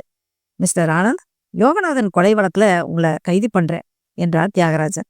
சார், இது அனாவசியமான பழி. இல்ல, நீங்க கையும் களவுமா பிடிபட்டிருக்கீங்க. டெட் பாடியையும் பணப்பையும் ஸ்மெல் பண்ண எங்க மோப்பனாய் உங்களை பிடிச்சிருக்கு. நோ, எனக்கு இந்த கொலைக்கும் சம்பந்தமே இல்ல. அத்தியாயம் 12. மீண்டும் ஆகஸ்ட் 17. ஸ்டேட்மெண்ட் கொடுத்தானா இல்லையா என்று கேட்டார் தியாகராஜன். நான் கொலை பண்ணலைங்கிறது தான் அவன் திரும்ப திரும்ப கொடுக்கிற ஸ்டேட்மெண்ட் என்றபோது பிரபாகரனின் குரலில் நிறைய சலிப்பிருந்தது. நல்லா விசாரிச்சிட்டீங்களா? எல்லா தேர்ட் டிகிரியும் உபயோகப்படுத்தியாச்சு. இப்படி இவ்வளவு அழுத்தமா இருக்கா? தெரியல. பக்கத்தில் நின்றிருந்த கான்ஸ்டபிளிடம் அவனை கொண்டாயா என்றார். கொண்டு வரப்பட்டான். மிகவும் தோய்ந்து போயிருந்தான். மேஜை விழிப்பை பற்றியபடி சோர்ந்து போய் நின்றான். கையை எடியா. நிக்க முடியல. ஏன் இப்படி அவசப்படுற? ஒழுங்கா உண்மையை ஒத்துக்கிட்டா இப்படி அவதிப்பட வேண்டியதில்ல. எந்த உண்மைய? யோகநாதன நீதான் கொலை பண்ணுனேங்கிறத. அது உண்மை இல்ல ஆனந்த். போலீஸ ஏமாற்ற முடியாது. உங்க ஆபீஸ்ல வந்து விசாரணை பண்ணும்போதே யோகநாதன் பணத்தோட போன போது நீயும் அவனோட போனதும் அன்னைக்கு மதியம் நீ லீவு எடுத்திருந்ததும் தெரிய வந்தது. அப்போ நான் பஸ் ஸ்டாண்டு வரைக்கும் தான் அவரோட போனேன். அதுக்கு பிறகு நான் பஸ்ல போயிட்டேன்னு சொன்னேனே. எங்க போனேன்னு விசாரிச்சதுக்கு அது பர்சனல்னு பதில் சொன்னேன். என்னடா பர்சனல்? எதை சொல்ல? எப்படி யோகநாதனை கொன்ன? எங்க பணத்தை மறைச்சு வச்சிருக்க? நான் கொலை பண்ணல. அப்படின்னா கொலை நடந்த நேரத்துல நீ எங்க போயிருந்தேங்கிறத விசாரணையில சொல்லியிருக்கலாமே. அதுக்கு காரணம் இருக்கு. அது என்னோட பர்சனல் விஷயம். அது விசாரணையில வெளியே வர்றத நான் விரும்பல. தவிர அந்த நேரம் உங்களை போலவே நானும் யோகநாதன் காணாம போயிருக்கிறதா நம்பினேன். இப்படி விபரீதமா அவன் கொலை செய்யப்பட்டு அந்த பழியும் என் மேலேயே வந்து விழும்னு எனக்கு தெரியாது. இப்படியெல்லாம் ஆகும்னு தெரிஞ்சிருந்தா நான் அப்பவே எல்லாத்தையும் விவரமா சொல்லியிருப்பேன். அப்படியா? இப்பதான் சொல்லேன் என்ற இன்ஸ்பெக்டரின் குரலில் கேலி இலையோடியது. சொல்றேன் என்றார். நான் லலிதாங்கிற ஒரு பெண்ணை காதலிக்கிறேன். அவளும் எங்க கிராமத்து பெண்தான். வேற ஜாதி. இன்னமும் விஷயம் எங்க 2 குடும்பங்களுக்கும் தெரியாது. நாங்க 2 பேரும் ஒருவரை ஒருவர் பார்த்து பேசக்கூட போதுமான சந்தர்ப்பம் கிடையாது. அதனால சம்பவம் நடந்த அன்னைக்கு நானும் அவளும் மகாபலிபுரம் போயிருந்தோம். பக்குவமா உரிய நேரத்துல பெரியவங்க கிட்ட சொல்லி சம்மதம் பெற வேண்டிய எங்க காதல் போலீஸ், ஊர்க்காரங்க, பத்திரிக்கைன்னு அமக்கலப்பட்டு வீட்டுக்கு தெரிஞ்சா அது பாதிப்பை ஏற்படுத்தும்னு பயந்தேன். நானாவது ஆம்பளை, இதையெல்லாம் தாங்கிக்கலாம். ஆனா லலிதா, அவளுக்கு அவமானம் ஏற்படுறத நான் விரும்பல. அதனாலதான் இத மறைச்சேன். புதுசா அலிபி தயார் பண்றியா? ஏன் கெட்ட நேரம். நான் காலம் கடந்து சொல்ற உண்மை உங்களுக்கு பொய்யா தெரியுது. நீ சொல்ற லலிதா எங்க இருக்கா? பக்கத்து டவுன்ல பிடிஓ ஆபீஸ்ல ஒர்க் பண்றா. இன்ஸ்பெக்டர் சற்று யோசிக்க தொடங்கினார். நீங்க 2 பேரும் அன்னைக்கு மகாபலிபுரம் போனதுக்கு யாராவது சாட்சி உண்டா? அந்த துன்பமான சூழ்நிலையிலையும் உடல் வலியையும் மறந்து ஆனந்த் லேசாக சிரித்தான். காதல் சாட்சியோட செய்யற விஷயம் இல்ல. பட் அன்னைக்கு ஒரு சங்குமணி கடையில அவள் விருப்பப்பட்ட ஒரு சங்கை அவளுக்கு நான் வாங்கி கொடுத்தேன். அந்த கடைக்காரர் ஒரு நாளைக்கு 1000 ஜோடிய பார்த்திருப்பார். எங்களை ஞாபகம் இருக்கும்னு சொல்ல முடியாது. நீங்க லலிதாவை விசாரிச்சா அவள் இதெல்லாம் கன்ஃபார்ம் பண்ணுவா. ஒரு ரிக்வெஸ்ட், லலிதாவோட பெயர் வெளியில வராம பாத்துக்கணும். சரி, நீ சொல்றபடியே யோகநாதன் கொலைக்கும் உனக்கும் தொடர்பில்ல. அந்த நேரத்துல நீ லலிதாவோட மகாபலிபுரத்துல இருந்தேனே வச்சுக்குவோம். மோப்பனாயி உன்னை பிடிக்க வேண்டிய அவசியம் என்ன? ஆனந்த் திகைத்தான், திணறினான், யோசித்தான். பிறகு எங்க கம்பெனில வழக்கமா பணம் கொண்டு போக தோல்பைய தான் எடுத்துட்டு போவாங்க.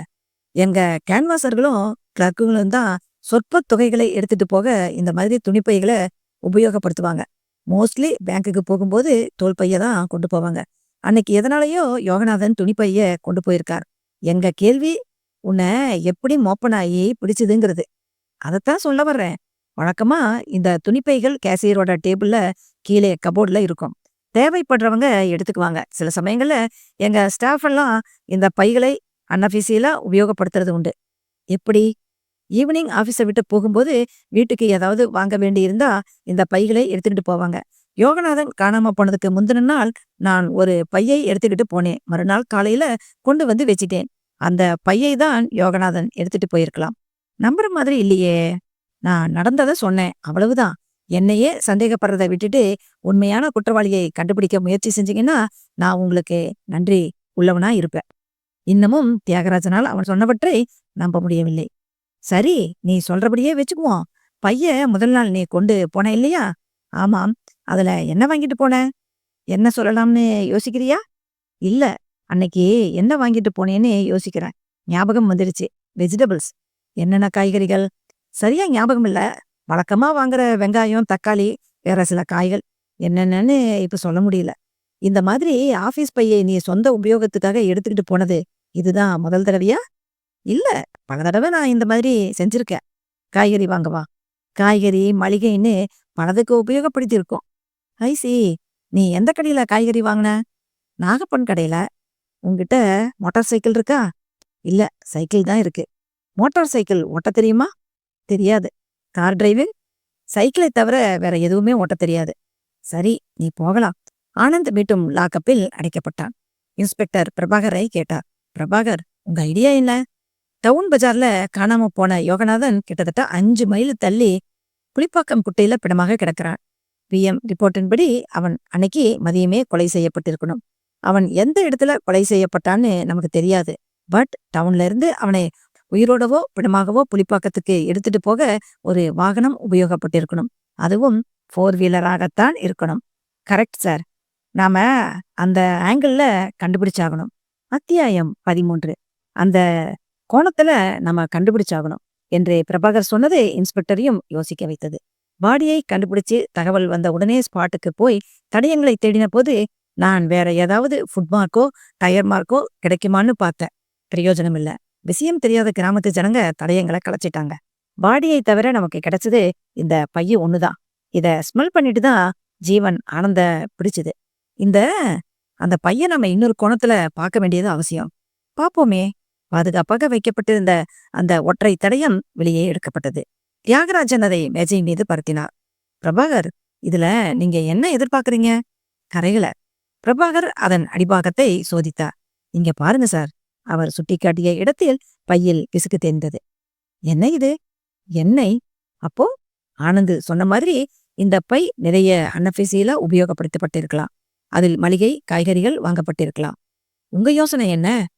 ஆனந்த் சொன்ன மாதிரி இந்த பையை ஹேண்டில் பண்ணவங்கள்ல அவனும் ஒருவனா இருந்து ஜீவனோட ரீச்ல அவன் சிக்கியிருக்கலாம். அவன் சொன்னதை நம்பி ரொம்ப சுலபமா டைவர்ட் ஆயிட்டீங்க. இல்ல, என் கவனம் எங்கேயும் விலகல. ஆனந்தை நம்ம குற்றவாளின்னு தீர்மானிக்க 2 விஷயங்கள் முக்கியம். ஒண்ணு, அவன் ஆபீஸை விட்டு புறப்பட்டதிலிருந்து மாலையில் வீடு திரும்புறதுக்குள்ளதான் யோகநாதன் கொலை செய்யப்பட்டிருக்கிறான். அந்த இடைப்பட்ட நேரத்துல அவன் லலிதாவோட மகாபலிபுரம் போயிட்டு வந்தானான்னு நாம விசாரிக்கணும். அந்த அலிபி உடைஞ்சாதான் நாம அவனை குற்றவாளி ஆக்க முடியும். 2வதா, யோகநாதனை புலிப்பாக்கம் வரை கொண்டு வந்த வாகனத்தை நாம கண்டுபிடிச்சாகணும்.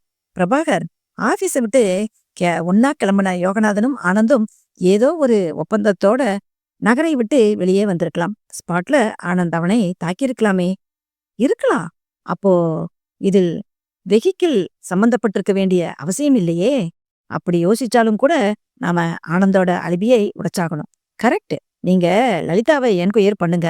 நான் உங்களோட கோணத்தில் உள்ளூர் வாகனங்கள் ஏதாவது இந்த கொலையில சம்பந்தப்பட்டிருக்குமான்னு பாக்குறேன். Okay sir. பிடிகளை விசாரிக்கும் போது வெங்கடேசன்கிற டிரைவர் மேல ஒரு கண்ணு வைக்கணும். யோகநாதனோட நண்பர்கள் வட்டாரத்தில் அவனும் ஒருத்தன். மற்றவர்களை விட அவனை நம்பி யோகநாதன் டாக்ஸில லிப்ட் கூட கேட்டு போயிருக்கலாம். ஐசி, நான் பாத்துக்கிறேன். நான் கிளம்புறேன் sir. All the best. Prabhakar வெளியே வந்து உதைத்த உதையில் பைக் சீறியது. பிரபாகர் லலிதாவை விசாரிப்பதற்கு முன்பாக ஆனந்த் பர்சனல் காரியத்துக்காக பையை உபயோகப்படுத்தியிருப்பதை ஊர்ஜிதம் செய்து கொண்டார். பிரபாகர் புறப்பட்டு போன பிறகு தியாகராஜன் சற்று யோசித்தார். முதலாக உள்ளூர் வாகனங்களில் ஒன்றுதான் இந்த கொலையில் சம்பந்தப்பட்டிருக்கும் என்பதாக வைத்துக் கொள்ளலாம். குற்றத்தில் சம்பந்தப்பட்டது ஒரு லைட் வெஹிக்கிளாக இருக்கலாம். லாரி போன்றவை அதில் சம்பந்தப்பட்டிருக்க வாய்ப்பு குறைவு. உள்ளூரில் அரசு வாகனங்களை தவிர வேறு ஜீப்புகள் கிடையாது. வேன்கள், கார்களில் சொந்த உபயோகத்துக்கு வைத்திருப்பவர்களை சந்தேகிக்க முடியாது. இதில் அவர்கள் சம்பந்தப்பட்டிருக்க முடியாது. சந்தேகம் வாடகை வண்டிகளின் மீதுதான். பிடி ஸ்டாண்டில் தான் விசாரணையை துவக்க வேண்டும். அப்படி விசாரிக்கும் போது பிரபாகரனின் டிப்ஸை மறக்க முடியாது. அந்த வெங்கடேசன் சற்று அழுத்தமாக விசாரிக்கப்பட வேண்டியவன். நாற்காலியை பின்தள்ளி இருந்து கொண்டார். வெளியே வந்து ஹோண்டாவை ஸ்டார்ட் செய்தார். 6வது நிமிடத்தில் பிடி ஸ்டாண்டில் இருந்தார். ஸ்டாண்டில் ஒரு வேனும் ஒரு டாக்ஸியும் இருந்தன. வேன் டிரைவர் அவராரு அருகே வந்தார். மற்றவங்களெல்லாம் சவாரி போயிருக்காங்களா? ஆமாம் சார். உங்களது எந்த வண்டி? Van sir. டாக்ஸி டிரைவர் யாரு? ராஜேந்திரன். சாப்பிட போயிருக்கான். வண்டி வேணுமா சார்? இல்ல, இது வேற விஷயம். வெங்கடேசன் எங்க போயிருக்கார்? மதுராந்தகம் வரைக்கும் சவாரி போயிருக்கான். வந்துடுமா? வந்ததும் என்ன கான்டாக்ட் பண்ண சொல்லுங்க. முடிஞ்சா நேர்லயே ஸ்டேஷனுக்கு வர சொல்லுங்க. யோகநாதன் கேஸ் விஷயமா ஒரு என்கொயரி இருக்குன்னு சொல்லுங்க. பிரபாகர் ஆனந்தின் காதலி லலிதாவை அலுவலகத்தில் சந்தித்து தனிமைப்படுத்தினார். அத்தியாயம் 14. பதிவறைக்குள் நுழைந்தபோது லலிதாவின் முகத்தில் முத்துக்கள் முளைத்திருந்தன. நிறைய வியர்த்திருந்தாள். ஆக்சுவலா இந்த விசாரணை ஆனந்த பத்தியது. அவள் முகம் எழுதியது. ஆனந்த பத்தியா? ஆமாம், இந்த மாசம் 14ஆம் தேதி மத்தியானம் யோகநாதனை கொலை செஞ்ச குற்றத்துக்காக நாங்க ஆனந்த கைது பண்ணியிருக்கோம். நோ, நிச்சயமா அவர் கொலை பண்ணியிருக்க மாட்டார். எப்படி சொல்றீங்க? எனக்கு அவர நல்லா தெரியும். அவரு ஒரு கொலைகாரனா இருக்கவே முடியாது. அடிப்படையில ஆனந்த் நல்லவனா இருக்கலாம். ஆனா மனுஷ மனம் எந்த செகண்ட்லயும் மாறக்கூடியது. பணவெறி எதையும் செய்ய தூண்டும். நிச்சயமா அவர மாறக்கூடியவரே இல்ல. தவிர யோகநாதன் அவரோட ஃப்ரெண்டு. பணத்துக்காக அப்பட பிள்ளையும் தம்பிய அண்ணனும் கொலை செய்யறான். ஃப்ரெண்ட கொலை செய்யறதுல ஆச்சரியப்பட எதுவுமே இல்ல. கொலை எப்ப நடந்தது? 14ஆம் தேதி மத்தியானம். டைம் சொன்னார். நிச்சயமா அவர் இந்த கொலைய செய்யல. எப்படி சொல்றீங்க? அந்த நேரத்துல அவர் என்னோட இருந்தார். உங்களோடன்னா? அவள் வெட்கத்துடன் தலை குனிந்தாள். சொல்லுங்க. அவரும் நானும் அன்னைக்கு மகாபலிபுரம் போயிருந்தோம். நீங்க சொல்ற நேரத்துல அவரும் நானும் கடற்கரையில பொழுதுபோக்கிட்டு இருந்தோம். அவரை காப்பாத்தணுங்கிறதுக்காக இப்படியெல்லாம் கற்பனை கதைகளை சொல்லாதீங்க. இது கற்பனை இல்ல. நீங்க அவரையே கேட்டு பாருங்க. அவனால அந்த நேரத்துல எங்க இருந்தான்னு சொல்லவே முடியல. என் பேரு கெட்டு போகும்னு பயந்து அவரு சொல்லாம மறைச்சிருக்கலாம். அப்ப உங்களுக்கு அந்த பயம் இல்லையா? இருக்கு. ஆனா அந்த பயத்தை விட அவரை காப்பாத்தணுமேங்கிற கவலை இருக்கு. இப்ப நீங்க சொன்னதையெல்லாம் ஒரு பகிங்கிற விசாரணையில சொல்ல முடியுமா? நிச்சயமா. அதனால எங்க வீட்ல ஒரு குழப்பம் ஏற்படும். என்னோட நிம்மதி கெடும். ஆனாலும் நான் தயாரா இருக்கேன். பிரபாகர், அப்போ ஆனந்த் சொல்றத நீங்க நம்புறீங்களா? விசாரணையில அவன் சொன்னதெல்லாம் உண்மைதான்னு தெரியுது. அந்த பொண்ணு அவனை காப்பாத்த பொய் சொல்லலாமே. அன்னைய தினத்துல அவளும் ஆனந்த போலவே அரை நாள் லீவ்ல போயிருக்கா. ஆரம்பத்துல வெளியில இந்த விஷயம் தெரிஞ்சா என்ன ஆகுமோன்னு தயக்கப்பட்டவ, நான் எந்த இடத்துலயும் வந்து பகிங்கரமா சொல்ல தயார்னு சொல்றான். சோ அதுக்கு காதல் மட்டுமே காரணமா இருக்க முடியாது. ஒரு நிஜத்த எப்படி கண்டுபிடிக்கிறது, என்ன பண்ணணுங்கிற வேகம்தான் காரணமா இருக்க முடியும். அப்போ அவன் கொஞ்சம் கொஞ்சமாக குற்ற வலயத்திலிருந்து வெளியே வர்றான். திரும்பவும் குழப்பம்தான் ஏற்படுது. நான் பிடி ஸ்டாண்டுல இருக்கிற டிரைவர்களையெல்லாம் விசாரிச்சிட்டேன். வெங்கடேசனை விசாரிச்சிங்களா? முதல்ல அவனைத்தான் விசாரிச்சேன். இப்ப நம்ம திரும்பவும் புறப்பட்ட இடத்துக்கே வந்து சேர்ந்துட்டோம். திரும்பவும் புறப்படுவோம். எப்படி? நாம ஒரு ட்ரையல் பண்ணி பார்ப்போம். விளக்கமா சொல்லுங்களேன். சம்பவம் நடந்த அன்னைக்கு யோகநாதன் கருணா சிட்ஸ்ல இருந்து பேங்குக்கு நடந்து போயிருக்கான். பஸ் ஸ்டாண்டு வரைக்கும் ஆனந்த் அவனோட வந்திருக்கான். பஸ் ஸ்டாண்டுல இருந்து பேங்க் 5 நிமிஷம் நடந்து வரான். சோ அதோட பெரும் பகுதியை அவன் கடந்து போன பிறகு யாரும் அவனுக்கு லிப்ட் தந்து அவனை ஏத்திட்டு இருக்க முடியாது. ஆனந்த விட்டு அவன் பிரிஞ்சதுமே அது வரைக்கும் அவனை வாட்ச் பண்ணிக்கிட்டு இருந்த ஒரு குரூப் அவனுக்கு அங்கே லிப்ட் கொடுத்துருக்கணும். கைய குடுங்க பிரபாகர். இந்த ஆனந்தை பிடிச்சு வச்சுக்கிட்டு அவன்தான் குற்றவாளியா இருக்கணுங்கிற நம்பிக்கையில அவன் ஒருத்தனையே கசக்கி பிழிஞ்சிட்டு இருந்ததால இது எனக்கு தோணவே இல்லை. இப்பவும் நாம இந்த விசாரணையின் ஆரம்பத்துலதான் இருக்கோம்னாலும் ஒரு நம்பிக்கை வெளிச்சம் தெரியுது. நாம குற்றவாளி குரூப்ப நிச்சயம் பிடிச்சிடுவோம். பஸ் ஸ்டாண்ட்ல இருந்து பேங்குக்கு போற பிரதான பாதையில 2 பக்கமும் நிறைய கடைகள் இருக்கு. ஏதாவது ஒன்னில் யாராவது ஒருத்தர் யோகநாதனுக்கு லிஃப்ட் கொடுத்த வாகனத்தை பார்த்திருப்பாங்க. அத விசாரணை பண்ணணும். தியாகராஜனின் அசாத்தியமான வலது கை விரல்கள் இறுகின. முஷ்டி நெரித்தது. முகம் சந்தோஷம் காட்டியது. சிகரெட் ஒன்றை பற்ற வைத்துக் கொண்டார். பிரபாகரும் ஒரு சிகரெட்டை பற்ற வைத்துக் கொண்டார். முதல் இழுப்பை ஆழமாக பெற்று புகையை வழிய விட்டபடி தியாகராஜன் கேட்டார். விசாரணைய இப்பவே துவங்கலாமா? நான் ட்ரையல்னு சொன்னது நம்ம யோகநாதன் புறப்பட்ட அதே நேரத்தில் ஒரு ஜீப்போட போய் அந்த பாதையை, அந்த யோகநாதனை பிக்கப் பண்ணியிருக்கக்கூடிய இடத்தை, அதுக்கு மேல அங்கே இருந்து டைவர்ட் ஆகி அவனை தீர்த்திருக்கக்கூடிய இடத்தை, அங்கே இருந்து புலிப்பாக்கம் வரை போய் பார்த்தா நமக்கு கிடைக்கக்கூடிய ஏதாவது ஒரு க்ளூ. இந்த முயற்சிக்கு அதோட ஆரம்பத்திலேயே இந்த மாதிரி அந்த பாதையில் இருக்கிற வியாபாரிகளை விசாரிக்கிற ஒரு சரியான ஆங்கிள் கிடைச்சிருக்கு. இந்த விசாரணைக்கு நம்ம காத்திருக்க வேண்டியதே இல்ல. நாம இப்போதே புறப்படலாம். வெளியே வந்தார்கள். தியாகராஜன் கிக் ஸ்டார்டரை உதைத்தார். உரிமைய வாகனத்தில் ஏறிக்கொண்டார். பிரபாகர் பின்னால் அமர்ந்து கொண்ட பின் புறப்பட்டார். அவர்களின் வேகம் மோட்டார் சைக்கிளை தொற்றிக் கொண்டது. பஸ் ஸ்டாண்டுக்கு வந்து பைக்கை நிறுத்தினார் தியாகராஜன். பிரபாகர் இறங்கிக் கொண்டார். வெயில் பெருவாரியான ஓட்டு வித்தியாசத்தில் பின்தங்கியிருந்தது. பின் மாலை. அசாதாரண ஜனப்புழக்கம் இருந்தது. இருவரும் 2 சாரிகளையும் பார்த்தனர். எல்லா கடைகளும் பரபரப்பாக இருந்தன.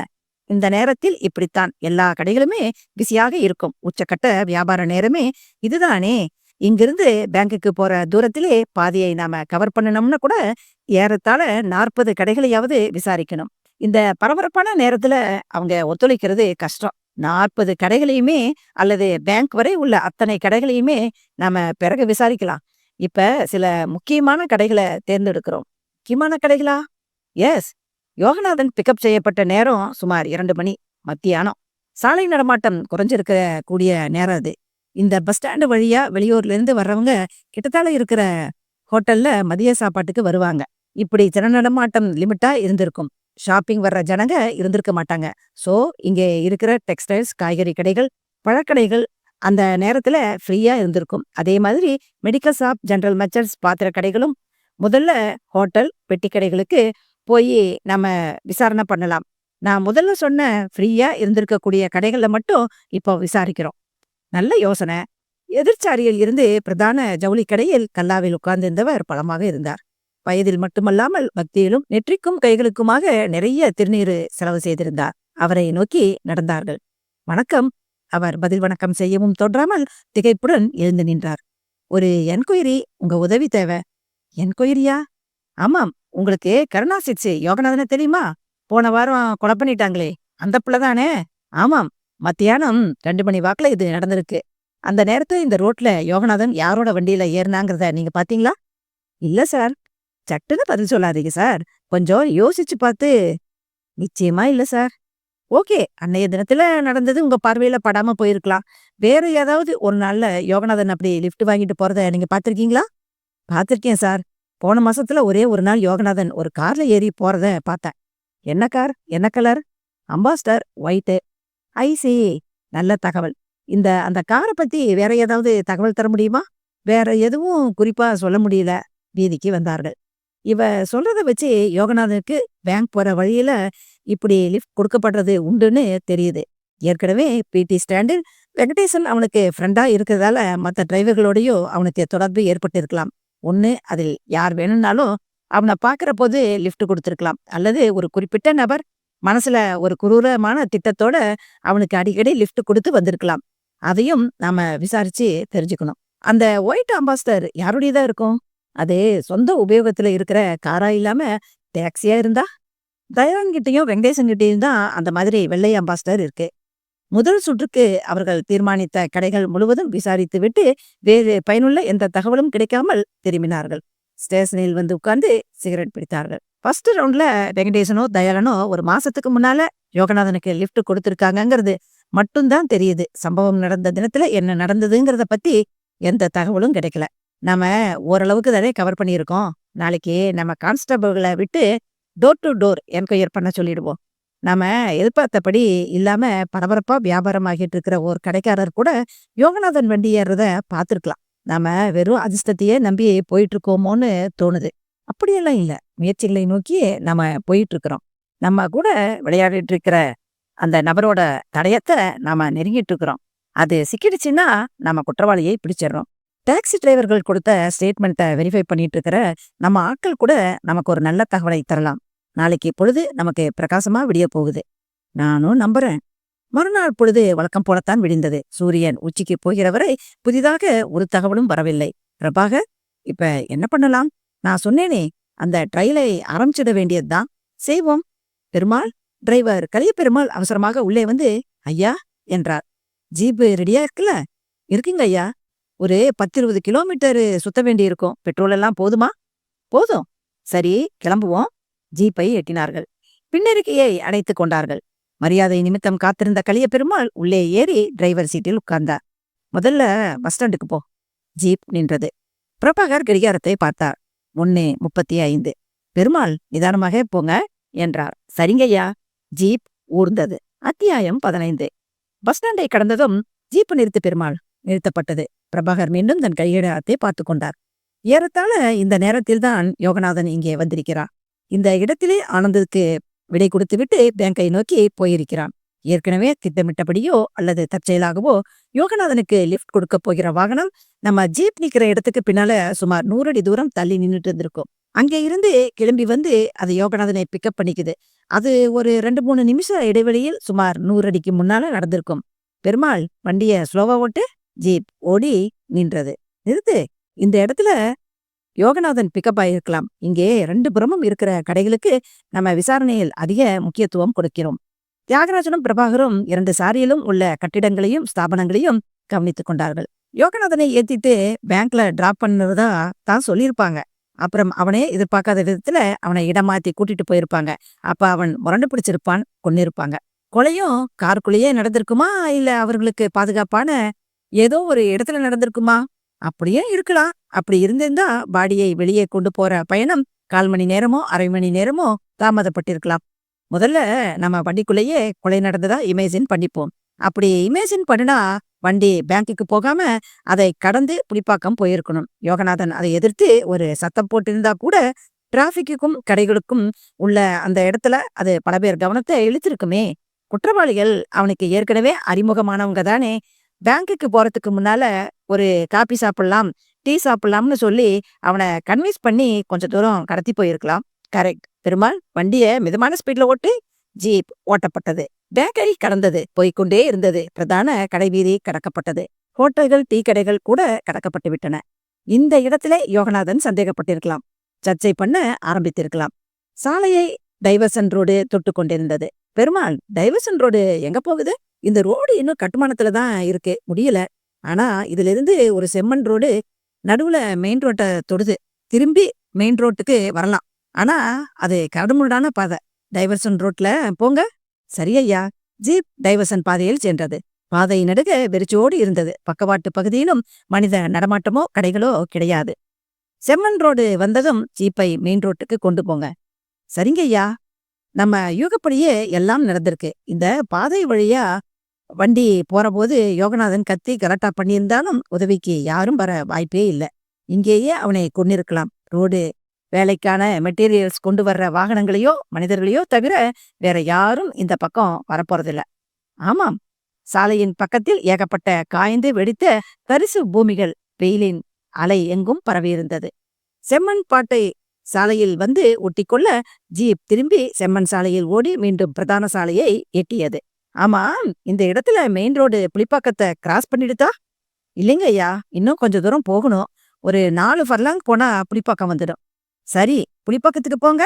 தியாகராஜன் சற்று நம்பிக்கையையும் பொறுமையையும் இழந்து நகத்தை கடிக்க துவங்கினான். என்ன பிரபாகர், இப்பவும் நம்மால என்னென்ன நடந்திருக்குங்கிற யூகங்களைத்தான் அடுக்கிக்கிட்டே போக முடியுது. யாரால நடந்திருக்கும்னு யூகிக்க முடியலையே. நம்பிக்கையோட முயற்சிப்போம் சார். இந்த முயற்சிகள் எல்லாம் நம்ம விசாரணைக்கான பிரதேசத்தையும் மனிதரையும் அதிகப்படுத்துது. உண்மைதான். இப்ப கூட நம்ம புலிப்பாக்கம் போய் திரும்பி வரும் பொழுது இதே பாதையில வர்றோம். டைவர்சன் ரோட்ல இறங்கி நடந்து தடயங்களை தேடுறோம். அதை தவிர இந்த பாதையில விசாரணை நடத்துறோம். ஜீப் நின்றது. தங்கள் உத்தரவின்றி ஜீப் ஏன் நின்றது என்ற யோசனையுடன் முன்னால் பார்த்தார்கள். முன்னே லெவல் கிராசிங் கேட் மூடப்பட்டிருந்தது.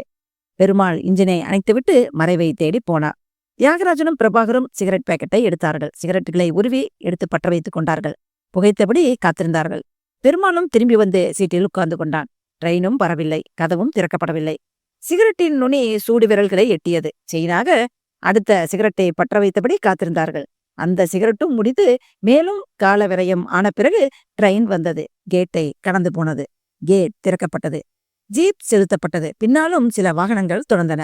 தண்டவாளத்தை கடந்து எதிர்ப்புறம் சென்றபோது அங்கேயும் ஒரு வாகன வரிசை காத்திருந்தது. அவற்றையும் கடந்தார்கள். பெருமாள், ஜீப்பை திருப்பு. என்ன பிரபாகர், என்ன யோசனை? ஜீப் நின்றது. அந்த கேட்மேனை விசாரிக்கணும். சம்பவம் நடந்த அன்னைக்கு அந்த வண்டியும் இப்படி நின்னிருந்தா அவன் கண்ணில் பட்டிருக்கலாம். அவன்கிட்ட இருந்து நமக்கு ஏதாவது தகவல் கிடைக்கலாம். வெல், அப்படியே எதிர்பார்ப்போம். ஜீப் நின்றது. இறங்கி நடந்தார்கள். கேட்மேனை நெருங்கினார்கள். கேட்மேன் நல்ல சிவம், பெயருக்கு பொருத்தமானவர், நல்லவர், சிவனே என்று இருப்பார். ஆயிலில் போலீஸ்காரர்களின் தரிசனமே அவருக்கு கிட்டியதில்லை. முதலாக 2 அஜானுபாகு போலீஸ் ஆபீசர்கள் எதிரில் வந்து நின்றதும் சற்று கலவரப்பட்டார். வணக்கம் சார் என்று சல்யூட் அடித்தார். வணக்கம் என்றார்கள். என்ன இந்த கேட்டை இவ்வளவு நேரம் மூடி வச்சிருக்கீங்க? எங்களுக்கு சிக்னல் வந்ததும் நாங்க மூடிடுவோம்.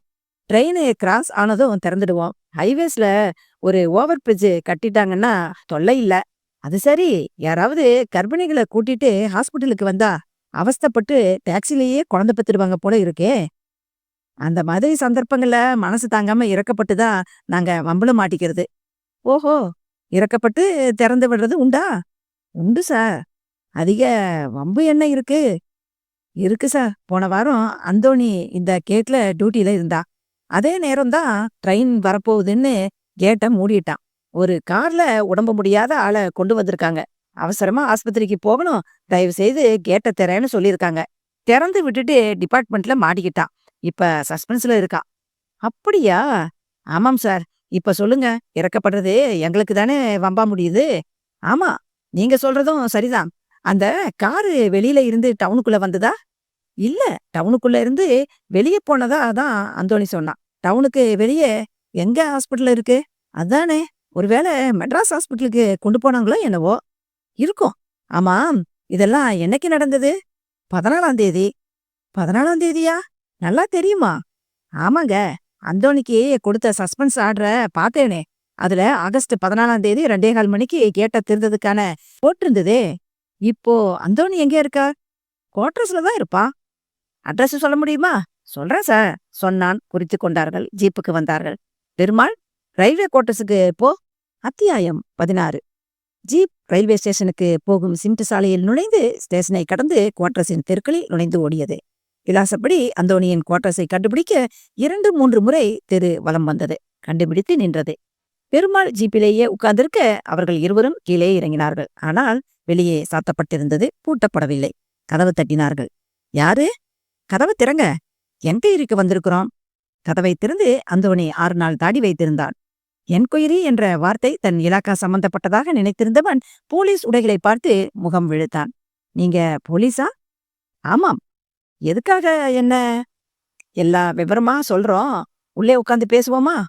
வாங்க. உள்ளே நுழைந்ததும் கட்டிலை காட்டி அவர்கள் உட்கார்ந்த பின் தானும் உட்கார்ந்து கொண்டான்.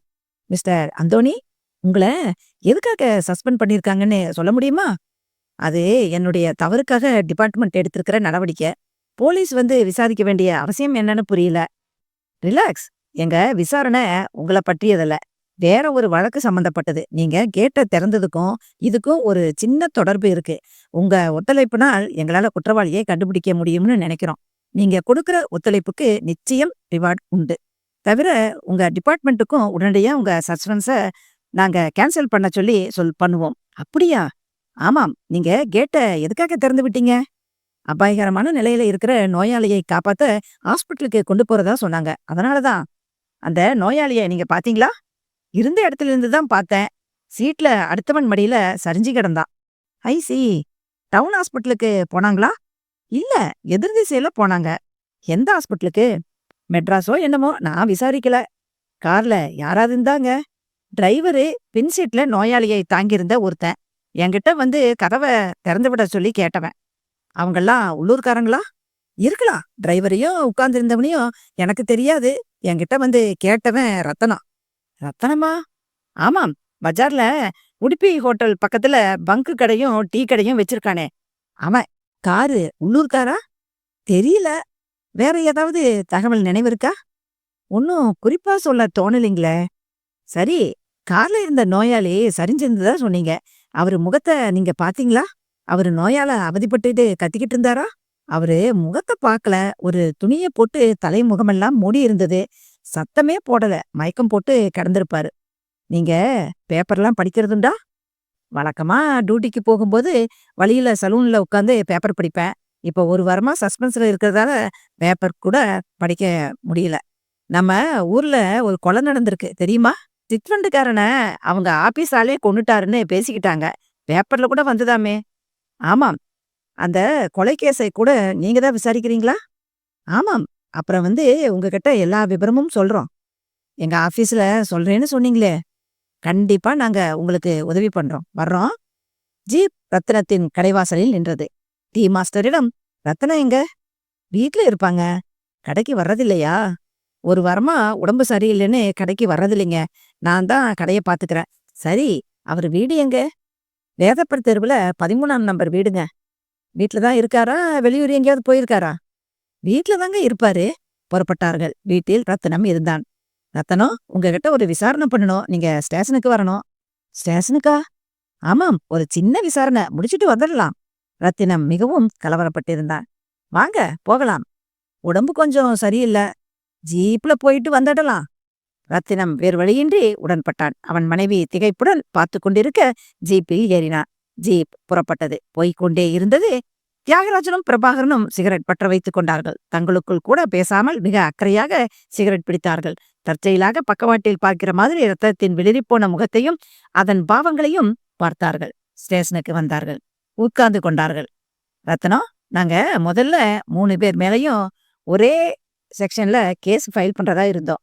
ஆனா டிரைவரும் உன் பார்ட்னரும் நீ தான் பைப்பால தலையில அடிச்சேன்னும் அதுல உயிர் போயிருச்சுன்னு சொல்லிட்டாங்க. சோ உனக்கு தான் தண்டனை கடுமையா இருக்கும். இன்ஸ்பெக்டர், நீங்க என்ன சொல்றீங்கன்னு எனக்கு புரியல.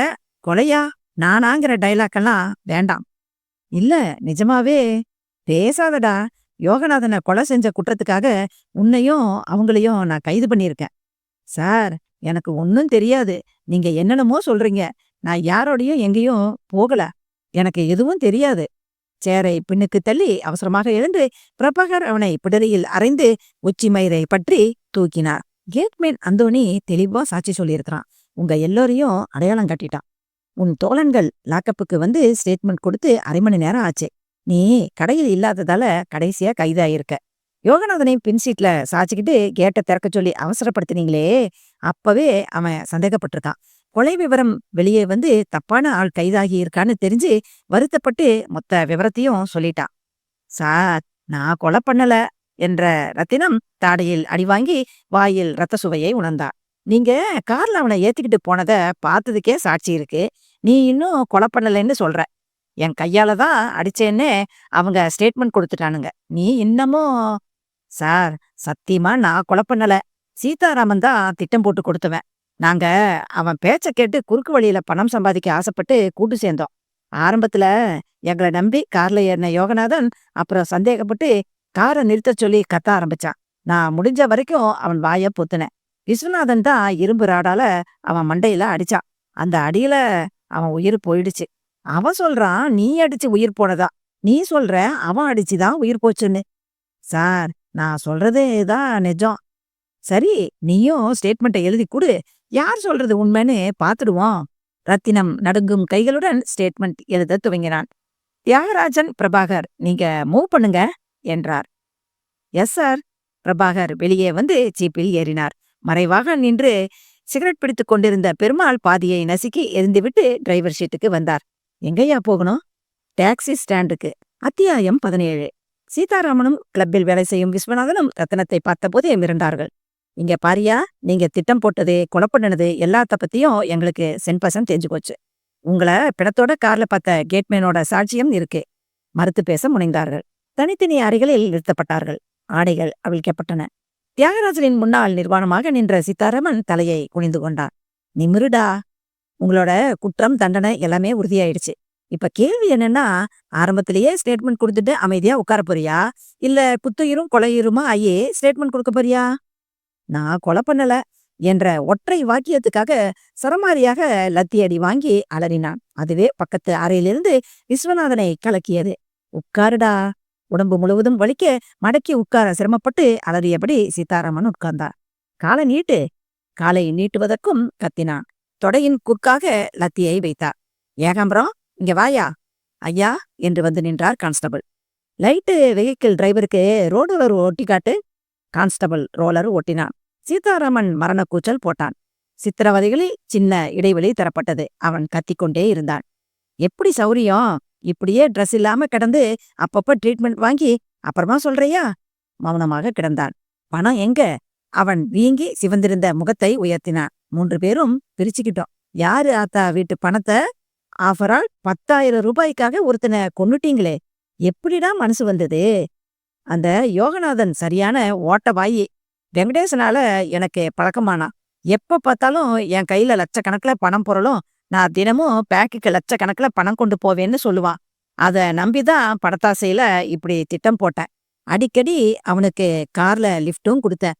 அன்னைக்கு ரத்தனத்தையும் விஸ்வநாதனையும் கூட்டிக்கிட்டு போய் அவன் வழியில கார்ல ஏத்திக்கிட்டேன்.